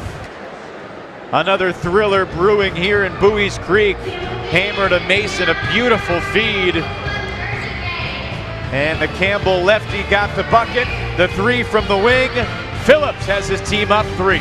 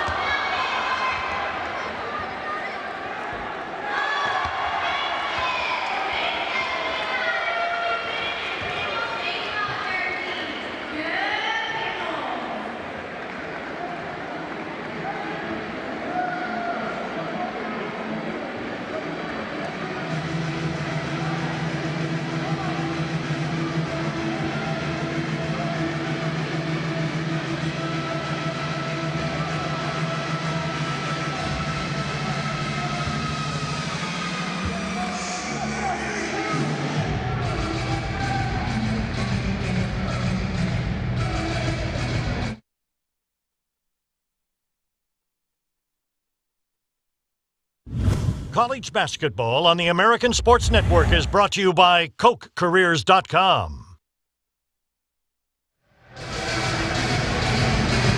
Welcome back to Bowie's Creek, just outside the North Carolina capital of Raleigh. In 1992, the Campbell Camels won the Big South Tournament championship.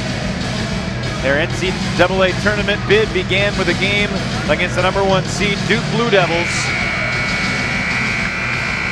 Week and a half later, the Duke Blue Devils got a shot that some people in these parts still remember from a guy named Christian Laettner to beat Kentucky in one of the great NCAA tournament games of all time. That tournament run for the Blue Devils started against the team for the Big South here in Bowie's Creek. Where were you when that Laettner shot happened? You remember? I was watching, but I don't remember where I was watching. 92. I would have been coaching at the Citadel. That's a good question. I can't remember where I was. Probably in my living room watching the game. Were you one of those guys that didn't like Laettner, or did you appreciate the kind of ball player he was? I didn't like his antics. I loved the way he played. Loved the way he played. Tough player. He's the only guy who ever went to Duke who got under people's skin, though. Duke players absolutely. are typically well regarded by Well, if everybody. you're a Chapel Hill fan, they all get under your skin. If you're an NC State fan, they all get under your skin. But no, I agree with that assessment. Numbers for Badu Jang. People love to hate Laettner, but I'm not sure anyone was more despised from opponents than J.J. Redick when he was in Durham. Good point. 46-45. And a foul inside. Talk about Mason in the open. How he's got to be a good rebounder. He is tonight. He's got 8. How he's got to score inside to complement the outside shooters. He has done that as well. And you can see he's got 11 points leads everybody for Campbell in the scoring department. He's going to the free throw line. Foul went on Wiggins, his second. And now Mason, who's having another nice night. DJ, the 20-year-old junior, he'll be 21 in less than a month. A lot of times you don't have to be the leading scorer to be the leading guy on your team to help get wins. You can inspire other people. You can get that offensive board and kick it out to somebody for a 3. I think DJ Mason is that kind of kid. And we chatted with Kevin McGeehan earlier today.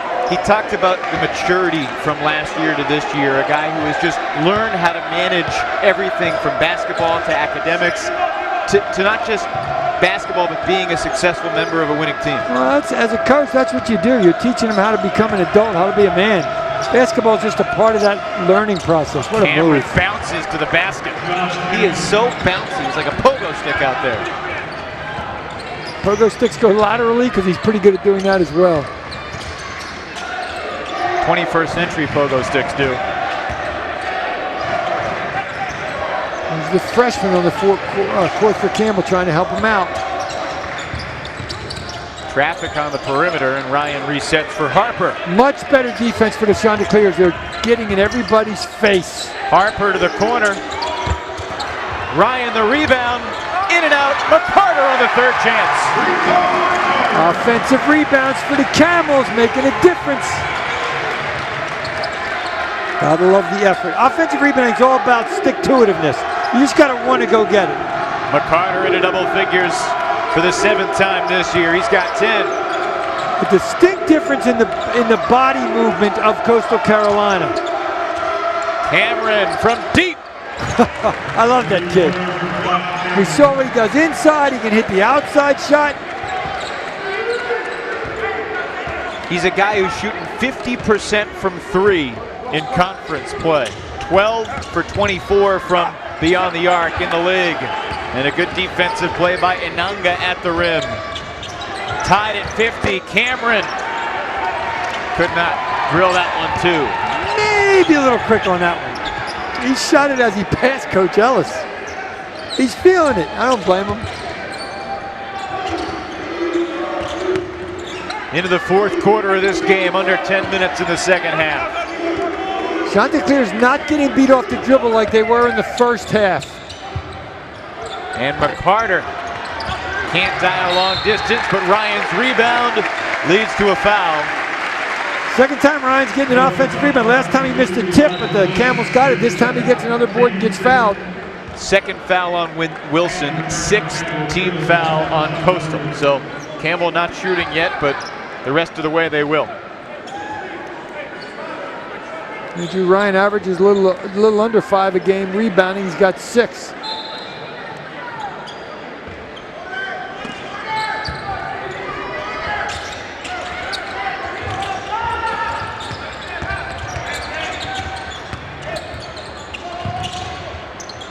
From the wing. Woo. That was a brick. Way off.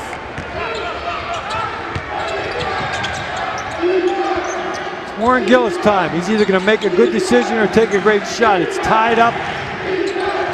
Oh, but a better defensive play. McCarter tipped the pass intended for Zhang. Yeah, that was a little risky pass. Zhang wasn't that open. But tie basketball game. We're getting to crunch time in about 4 or 5 minutes here. This is the way the offense works. It's a better offense when the team, that's not a good shot. It's a better offense when the game is tied than when they're behind. Look at this speed. Wiggins, they're going to count the basket. I don't know, definitely fouled. I thought he was fouled before he went into the act of shooting, but here's another look at it. Tim Nestor said he was in the act of shooting. Great job by protecting the ball. And there's the foul and the shot. Pretty good call. Looked like D'Angelo Hall going through a hole there, protecting the basketball. It looked like he was fouled on the floor and then fouled again on the shot. That's a good point. That's an excellent point. Like my football reference here. D'Angelo going through the hole. Talking about Hop. Hop Henderson. What a season the Coastal football program had under Joe Moglia, and an offensive rebound for Inanga. Football team went all the way to the Elite Eight, only losing to the eventual national champions, North Dakota State. Medal of Honor Bowl played in Charleston. Most valuable player, Quinn Backus, the linebacker. And an 80-yard pick 6. And 8 tackles, which was a slow day for him. Last couple times down, Coastal's not taking great shots. They can get better shots. Sometimes in a tight game, you take shots you're not normally going to take. Mason, an authoritative move, but he missed it. Got to bank that one. Rebound ricocheted to Gillis. He floats it for Wiggins. And now Cameron slashing to the bucket. And he was fouled.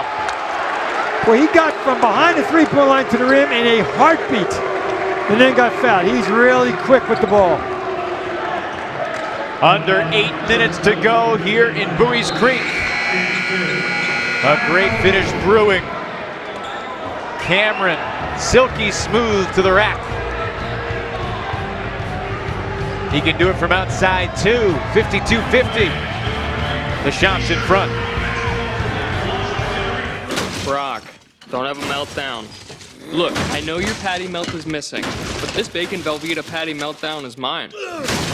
I'd be upset too.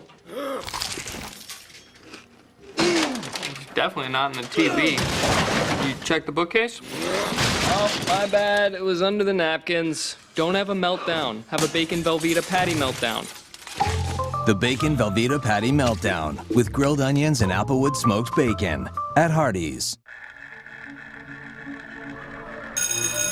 It's 3 p.m. For 50 million kids across America, school's out. And for a third of these kids, they're out on their own. Out with nowhere to go and nothing to do. But every afternoon is a chance to change America's future. All you have to do is open the door. It's time to support the Boys and Girls Clubs. Great futures start here. I'm a teacher. Let me tell you what I make. I make learning a privilege, not a chore. And frustration, a tool, not an obstacle. I make working hard seem easy and giving up impossible. I make an old subject feel like a fresh thought and unconventional methods common. I'm a teacher. I make more.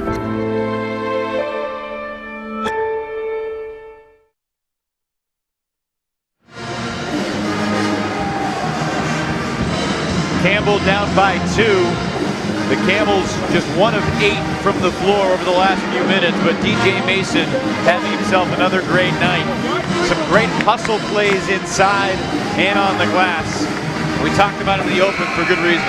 Well, every team needs an emotional leader.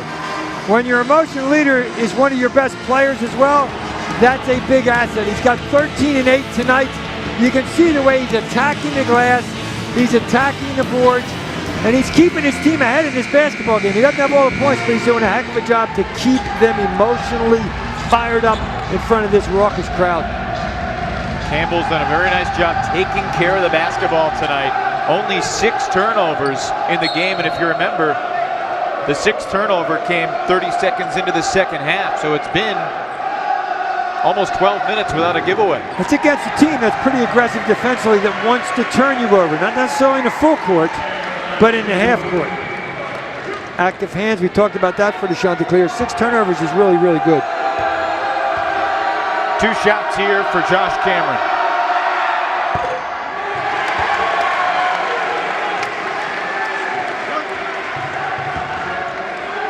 After this one, Coastal will be back home on Saturday. Big game against Gardner-Webb.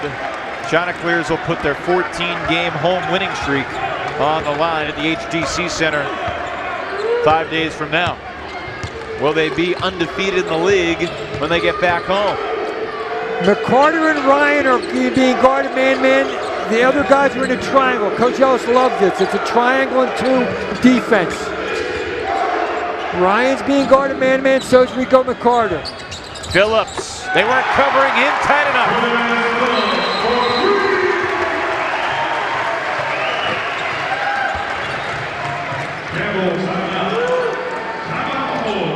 Curtis Phillips ties it up at 53.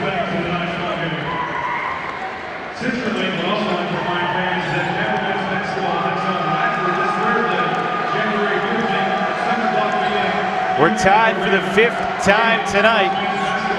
Curtis Phillips having himself a heck of a freshman season. Triangle 2, you got to know who the shooters are. Too late, 3 points.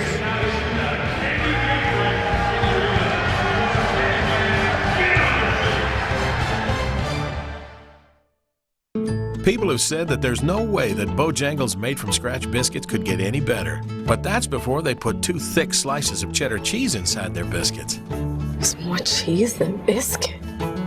This is ooey gooey goodness. Ooey gooey? Look, Dad has a cheese skirt. Cheese skirt. Yeah, the melted cheese looks like a skirt.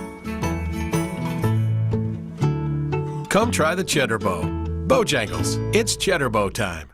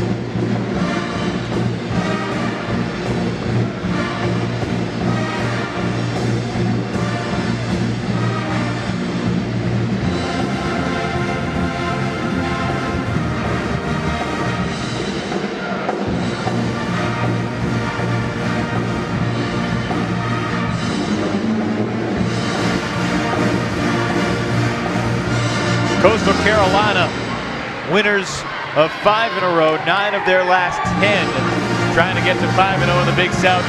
They're the best rebounding team in the league, Nate Ross, but tonight, Campbell's done a nice job controlling the defensive glass, limiting Coastal's second chance opportunities. Well, DJ Mason's done a good job. You can see the drastic difference from the season average. Obviously, the game's not over yet, but you got to give the Chanticleers credit. They are holding Campbell to 29% this half. They are shooting 60% this half. So sometimes, a great book I read in college had a lie with statistics. Sometimes the statistics don't always tell the true story of the game. It's a really good book, too. It was a 6-point game at the half. Back in the first half, Campbell led by as many as 14. Yeah, the Chanticleers cut it to 6 at halftime and then made a nice little push. Campbell came back, and obviously we're tied right now. Wiggins at the point. Out there with Gillis, Inanga, Curtis, and Cameron. And it's Gillis into the lane. Short.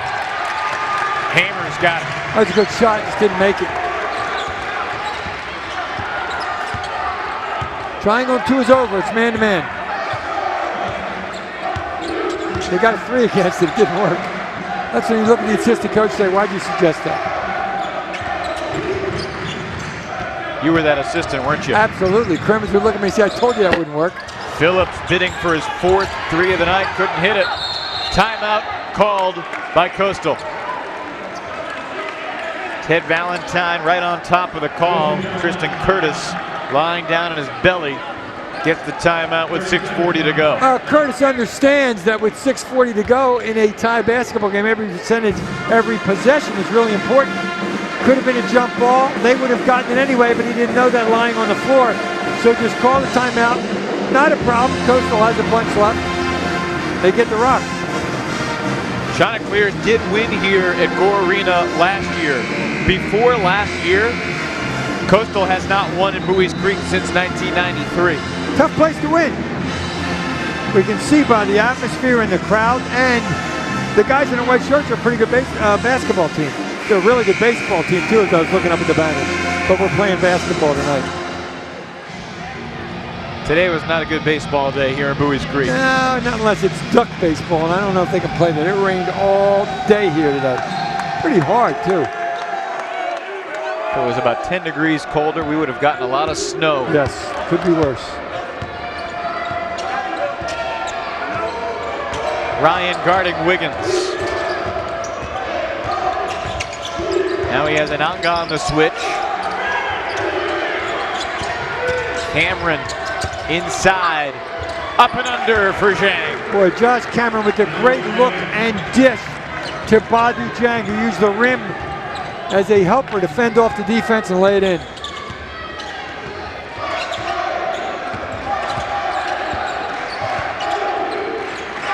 The help side defense has been really good for the Chanticleers on drives. It's got to continue to be that way, the way they run this offense. They're just straight out switch. Hamer all the way to the goal. Badu Zhang had to switch out on him, and Hamer's just too quick for Zhang that far away from the basket. Good recognition by Hamer to take it to the rack. We had 0 ties in the first half. This is the 6th tie of the second half. Cameron, the pull-up for 3. What a shot. He's a winner, man. He is not afraid to take a big shot when he needs it. 14 for Cameron.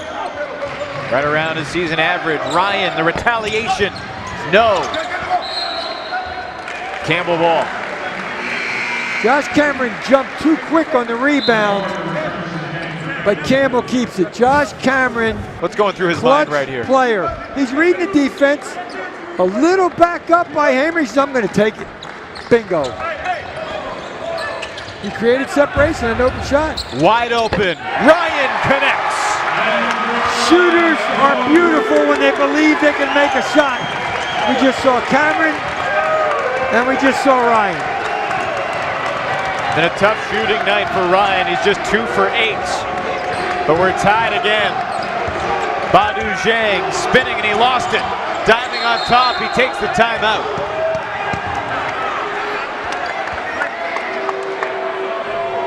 Timeout Coastal in this tie game with 4:43 to go. This is the last shot for Ryan. He was wide open in the corner. You know, during the last timeout, when Coastal Carolina called it, I'm trying to remember, it was Tristan Curtis got on the floor. As an assistant coach, you got to tell the guys, the arrow's in our favor. A jump ball will not hurt us. Just go get it. If they tie us up, so what? That was not communicated, or they didn't hear it. They had to use a timeout. They keep the basketball, but they had to use a timeout. In a game like this, they might be really important down the stretch. As you can see from the yellow dashes on the bottom of your screen, Coastal with 2 timeouts left and Campbell with 3 remaining. The shooting hasn't been there for Kevin McGeehan's club in the second half. And with 4:43 to go, the timeout's not important, but the fact that there's 2 timeouts left when you get down to the 1 minute and change might be a factor.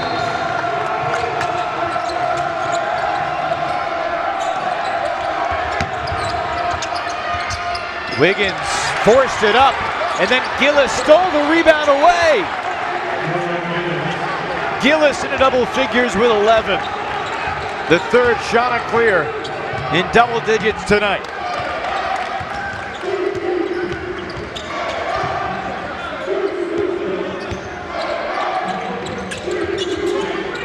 Hamer for the lead. In and out. And Wiggins, the point guard, comes down with a miss. Campbell back defensively, but Cameron throws it away. Little shake and bake move, but Josh Cameron commits Coastal's 10th turnover. I like the way Coastal's sending all 5 guys to the defensive glass. They can still run out of it. There's a little, that's what happens after a turnover. Read his mind, ladies and gentlemen. That was classic. Only 8 active coaches in all of college basketball have won more games than Cliff Ellis. Harper trying to split the double team, and Cameron the theft. Over to Wiggins, and he's got a career high tonight here in Bowie's Creek. 22 for Siobhan Wiggins, the Mount St. Mary's transfer. Against Hamer, he did the same thing Gillis did with the left hand.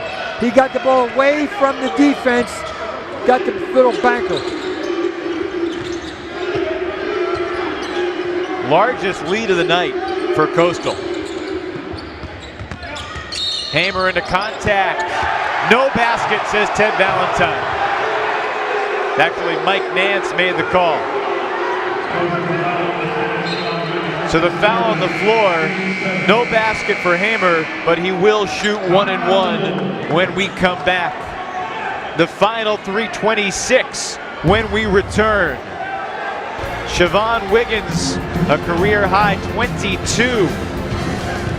And Coastal up by 4 with not much time left.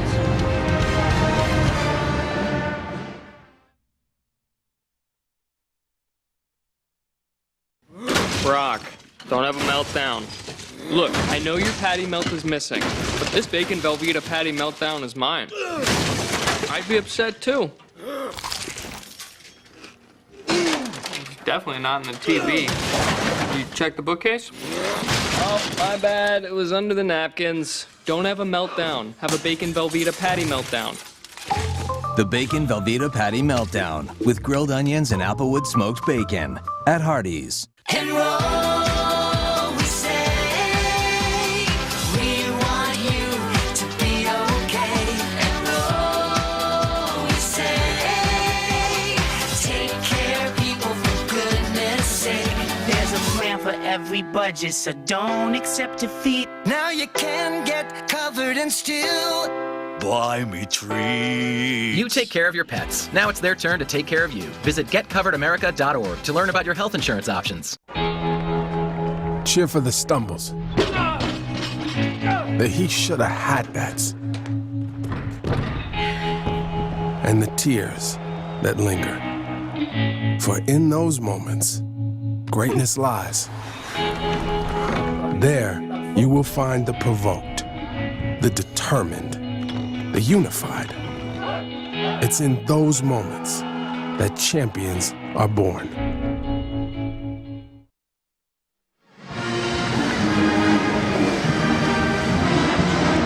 Watch this, 40 years in the business. You can see in the top of your picture, Coach Ellis. Watch this play. Wiggins is at the top, number 10, rolling. The referee, he acts like, oh my God, come on, you should have given him the ball. And then when he does, on the quick cut, they try to get the layup. They miss, but they still get the bucket out of it. A genius play by design. A little deception from Cliff Ellis. 40 years in the business, you learn how to do that kind of stuff. I love that play. Cliff Ellis and Bill Belichick like deception. John Harbaugh, Kevin McGeehan, perhaps not so much. 3:26 to go.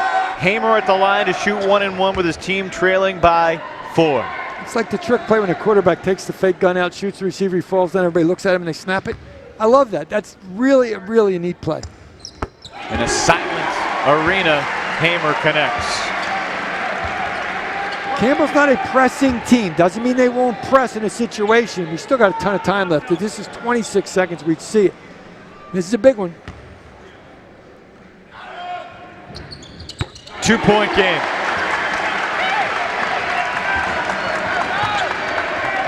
This is when the advantage of Cameron and Wiggins and Gillis on the floor together is good. You have 3 point guards running the show with 2 bigs. Coastal has the depth in the backcourt. Elijah Wilson has been on the bench for a while. And a turnover, but McCarter gives it right back, falling on a bounce. No panic, plenty of time. They got a new clock. And Jang will shoot a pair. When you get the defense in a helter-skelter situation, which they did when that ball was saved in the corner, they're kind of all mixed up, and then the drive, Mason's standing there and he realizes, I'm not going to draw the charge, let me try to block it. Smacks him on the arm.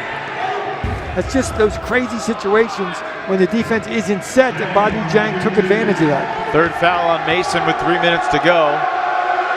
Jang's been very good at the line tonight, and he's now 5 for 5 from the stripe. That's why they always tell you, don't save the ball in the corner under the opponent's basket, and that's what Rico McCarter did, and it turned into these 2 free throws.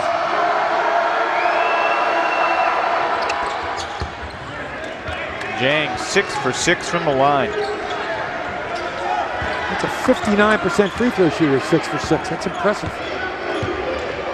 Campbell tonight, 11 of 34 from 3. Their most 3-point attempts of the season. Hamer the pull-up for 2. Excellent job. Wiggins did a great job of closing out, contesting the shot. Hamer did a better job of executing. Hamer one shy of a career high. The ball's moving and bodies are moving. It's been the way they've attacked in the second half. Look at this move. Josh Cameron once again. Made the defense look silly, and it was really good defense. He's that good. He might be the best one-on-one guy in the league, taking someone off the dribble. Son Nimley's a close second, but I agree with you. He's a little more powerful than size. Not to mention a little taller. Yeah, and much. Hamer from deep. Mason could not control the rebound. It's in Gillis's hands.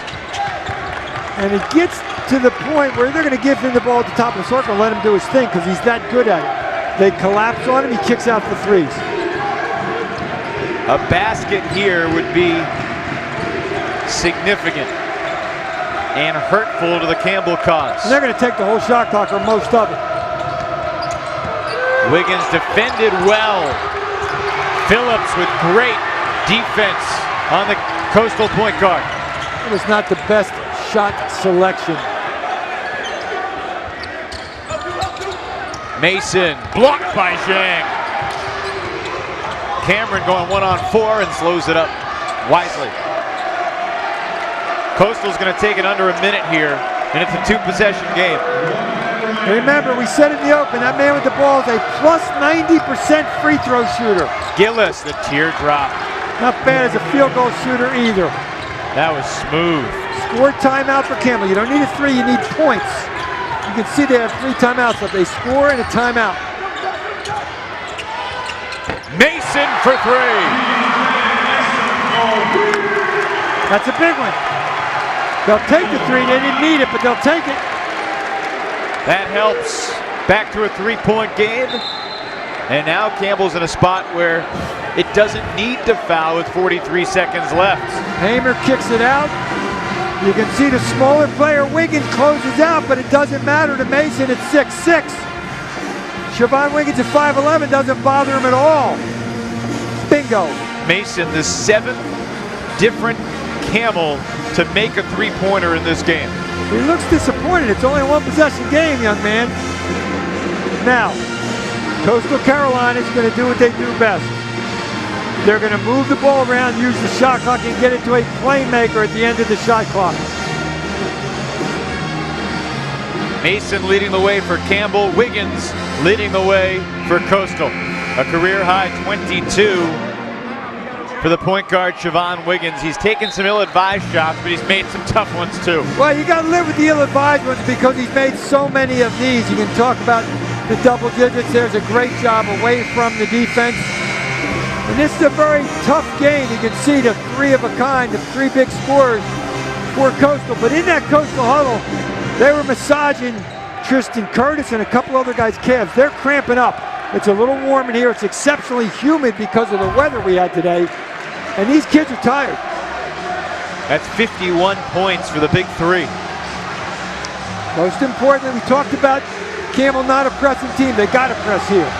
Whether they choose to foul right away, I doubt. Well, here's the thing. If they do foul, it's only a 1-and-1. Maybe you try to elongate the game because you're in a situation where the next three fouls would all be 1-and-1s. Well, you're going to foul the next time, so maybe you will foul this time, but I'm telling you, the guy with the inbounds pass is going to get it right back. He's a really good free throw shooter. That's 90%. He wants the ball. Gillis almost gave it away, and he somehow sustains possession. Campbell got perhaps 3 different deflections and could not come up with a steal. Warren Gillis never quit on the play. He never quit on the play, and he's got really quick hands. Watch this. Trap. Bad pass. He gets it back. Deflection. He gets it back. Then he gets fouled. He got it across midcourt with literally a split second to spare. Campbell knocked it into the backcourt, so then there's no 10-second violation to be worried about. Gillis, 91% this year. He's only missed 4 times in 46 tries. Into the student section. He didn't look intimidated. All those ball handling drills you do in the summer. All those drills where you dribble 2 balls at once in the preseason. That's what got Warren Gillis that particular basketball because of the active hands. And then he got fouled. Now this was just the 7th foul on Campbell, meaning the next couple will also be 1-and-1s on the floor. Cameron to the bench, Wilson back in. Elijah Wilson hasn't seen much time in the second half, only 5 points tonight. It's already a 2-possession game with 30.8 to go. I would throw that 2-2-1 press if he makes it just to slow them down a little bit. Take a little time off the clock. Coach Ellis wants a 30.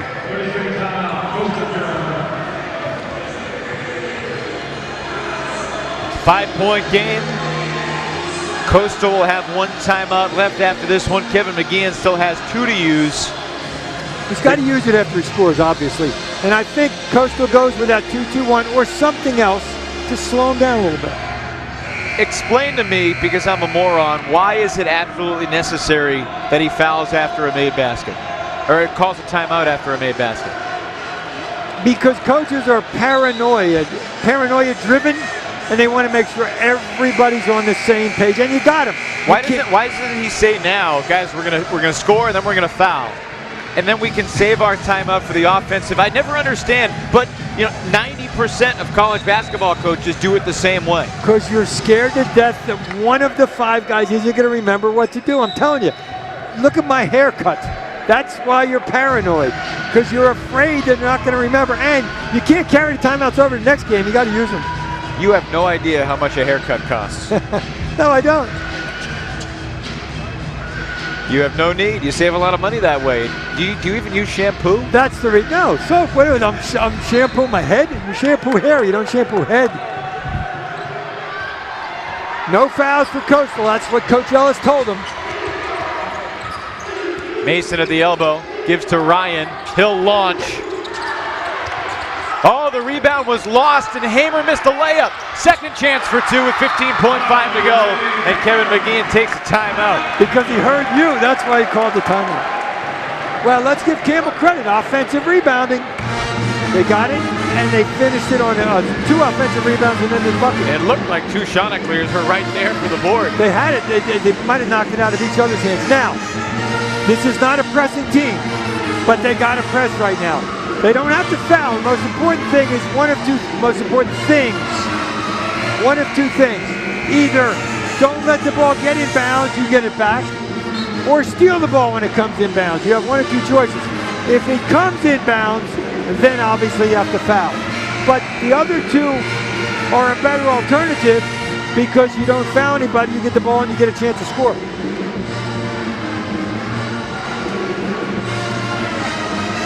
Tough for a team that isn't a pressing team to have to press now, but they have to.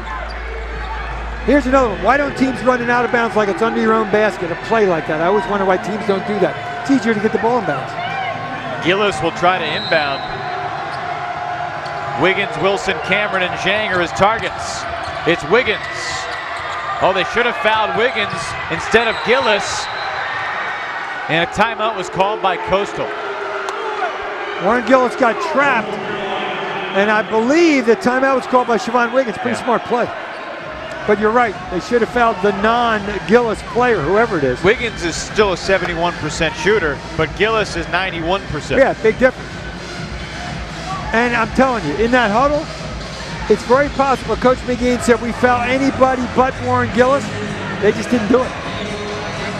This is a team that's not used to pressing. They don't do it a lot, so it's hard to do it when you have to. Same situation.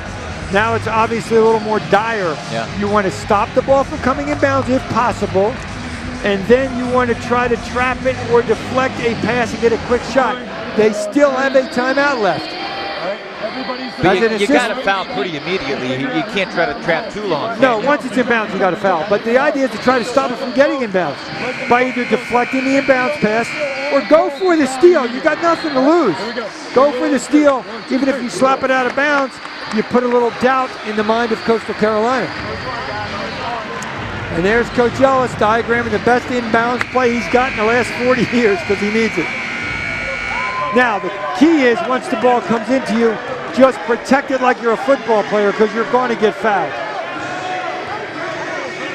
I don't think Campbell has the presence of mind to wait 10 seconds and get the ball back with .8. I just don't think they'll do that for the backcourt violation. Campbell has Hamer, Ryan, McCarter, Phillips, and Harper. Coastal with Gillis, Zhang, Cameron, Wiggins, and Wilson. Tough angle, Evan. It's a tough angle to get in. It's not on the baseline. A little harder. No timeouts for Coastal. Deep ball caught by Wilson, and Ryan gives the foul. Less than a second off the clock. That is the riverboat gambler right there. That took a little guts to throw that one. You throw it too long, the ball comes back to the original spot. Give Coach Ellis credit and Warren Gillis credit for throwing a pretty good pass. He looked like Mark Brunell, the left-handed deep ball. He's the best passer on the team. He's the smartest kid on the team, and he's Mr. Clutch. I'm sure in the back of his mind, he was counting, if I can't get in bounds, I'm going to call timeout.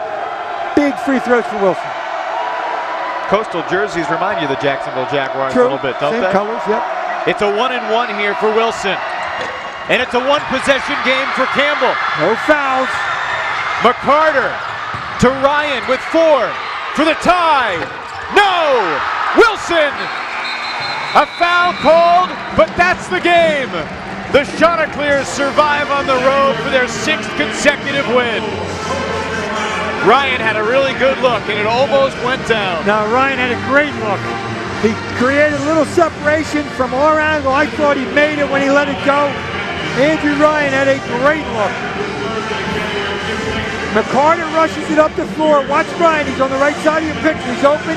There's the defense, and he creates separation. That looks good from there. Rebound, Chanticleers. Clock runs out on him. It just wasn't Andrew Ryan's night. He finishes 2 of 9 from 3. Only 6 points. And Campbell falls to 1-3 in the league, while the preseason favored the Chanticleers improved to 5-0 behind a career high from Wiggins. He had 22. Cameron added 16. Gillis with 15. Great basketball game. They play very calm and cool in the clutch in a very hostile environment. Chanticleers undefeated. They earned this one. For our entire ASN crew, we say so long from Bowie's Creek. Our broadcast partner, Nate Ross, and I'm Evan Lepler saying so long as the Chanticleers, down by 6 at the half, come from behind and win another 3-point victory for Coastal here in Bowie's Creek. Thanks for watching the American Sports Network. Have a great night, everybody.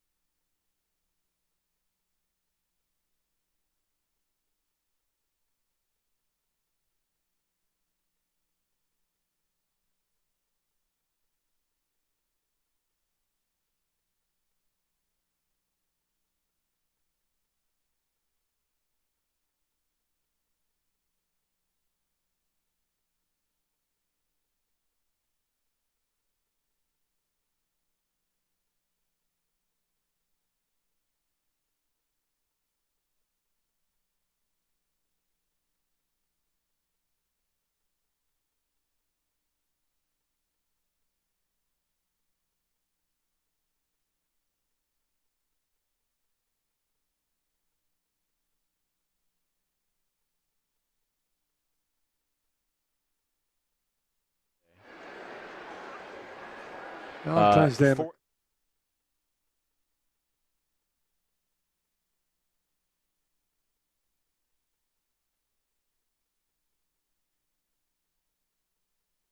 I'll tell you what, that lady at the Chinese place.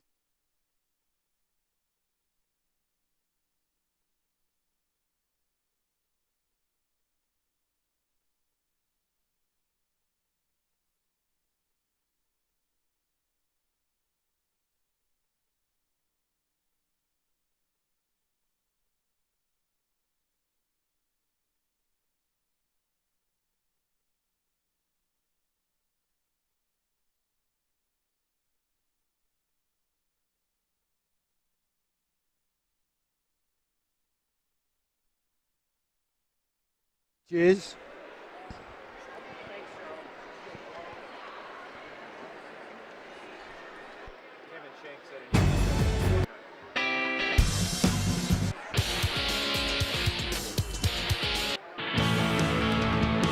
That's a women's game. Should we just do the next one? Right, that's correct. Go ahead.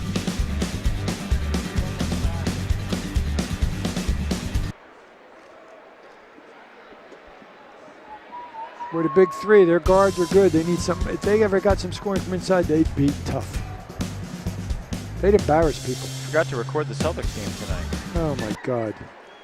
They don't have replays in that when you buy the package? They do. Hey, they won. They beat the Pelicans. It's a big win. Ooh. Pistons beat the Raptors. Pistons are on a roll. Raptors are pretty good. You know the Pistons are like 9-2 since they cut Josh Smith? They said, Josh Smith, go away.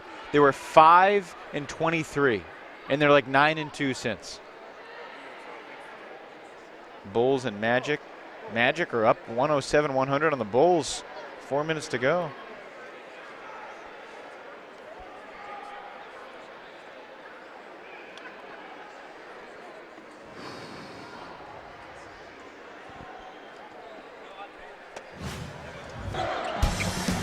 Campbell. Mason.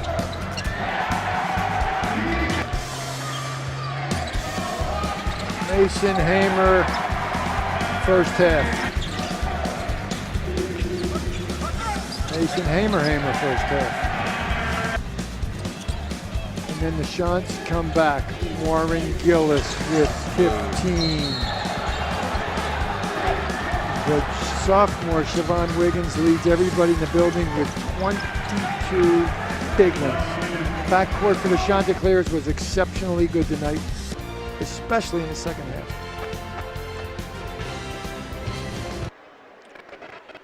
What did Hamer have?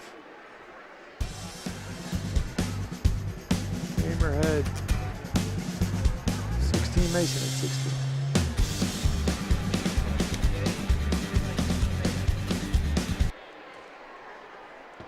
We can't move any closer. The frickin' rug's in the way. It's your fault. There you go. I didn't say I wanted to move closer. I just said I can't. Cuddle with me, Nate. Yeah, you'll start calling me, what's her name? What the hell's her name? Giselle. I knew you knew that. See, this should be percentages, not that. It should be percentages.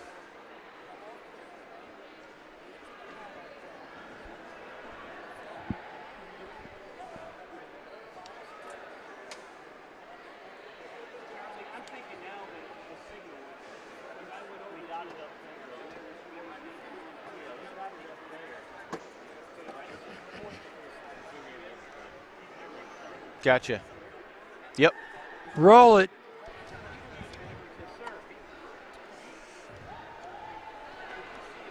What's up? What's up? I need a hat on backwards.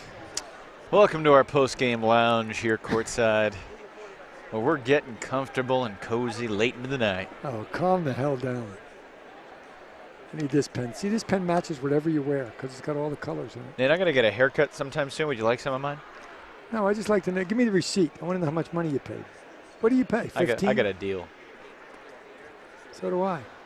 It's called a razor.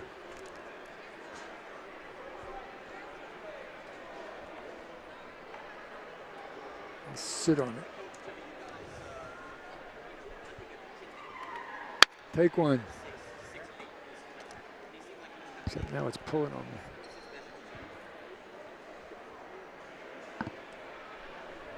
I got it.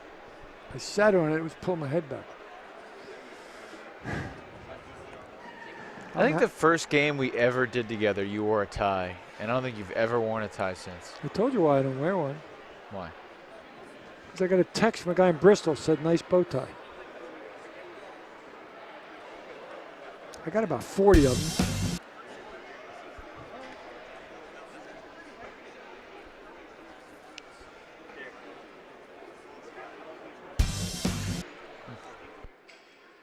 Just to clarify, once we go to the highlights, we will not be on camera again.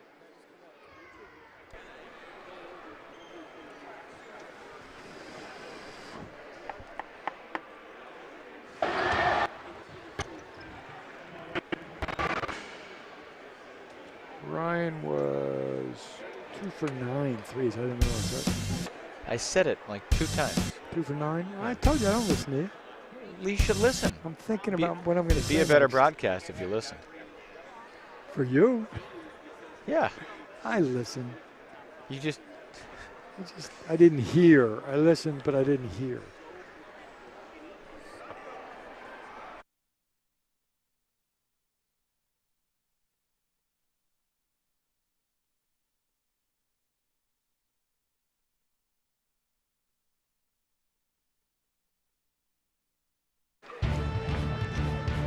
Coastal and Campbell have played some great games the past couple of years in Bowie's Creek.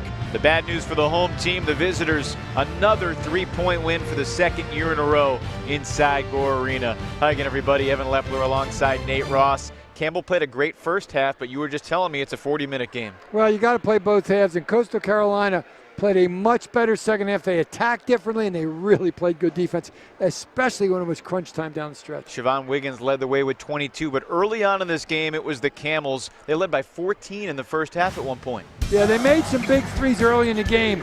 There's Mason taking it inside. We said he needed to complement the three-point shooting by the rest of their team, and then Hamer hits a 3 there, and the big-time athlete Hamer makes a nice move here and takes it to the rack. This was all first half action. It was really good first half action. Then the Chanticleers got going. Yes, taking it 3. Warren Gillis has a heck of a game, but that young man right there had the game of the night. Siobhan Wiggins, 22 points. Career high. Career high, 22. Gillis had 15. The backcourt for the Chanticleers was exceptionally good, especially in the second half. You look at the stats. Campbell made twice as many threes, but Coastal far more efficient from beyond the arc. And the Camels did win the battle of the rebounds, and bench points was way in Campbell's favor early. It evened out, and then big-time moves and clutch plays by the Chanticleers get him another victory. They're still unbeaten. Our next ASN telecast coming up on January 26th. We'll be right back here at Gore Arena for the Runnin' Bulldogs and the Camels. Look forward to seeing you then.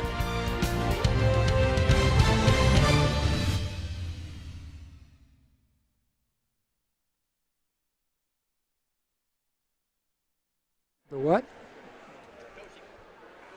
Who walked through? I didn't even see it. That worked? Just a second. Okay. I'm going to say something about that purple. I want to hear. Coastal and Campbell have played some great games the past couple of years in Bowie's Creek. The bad news for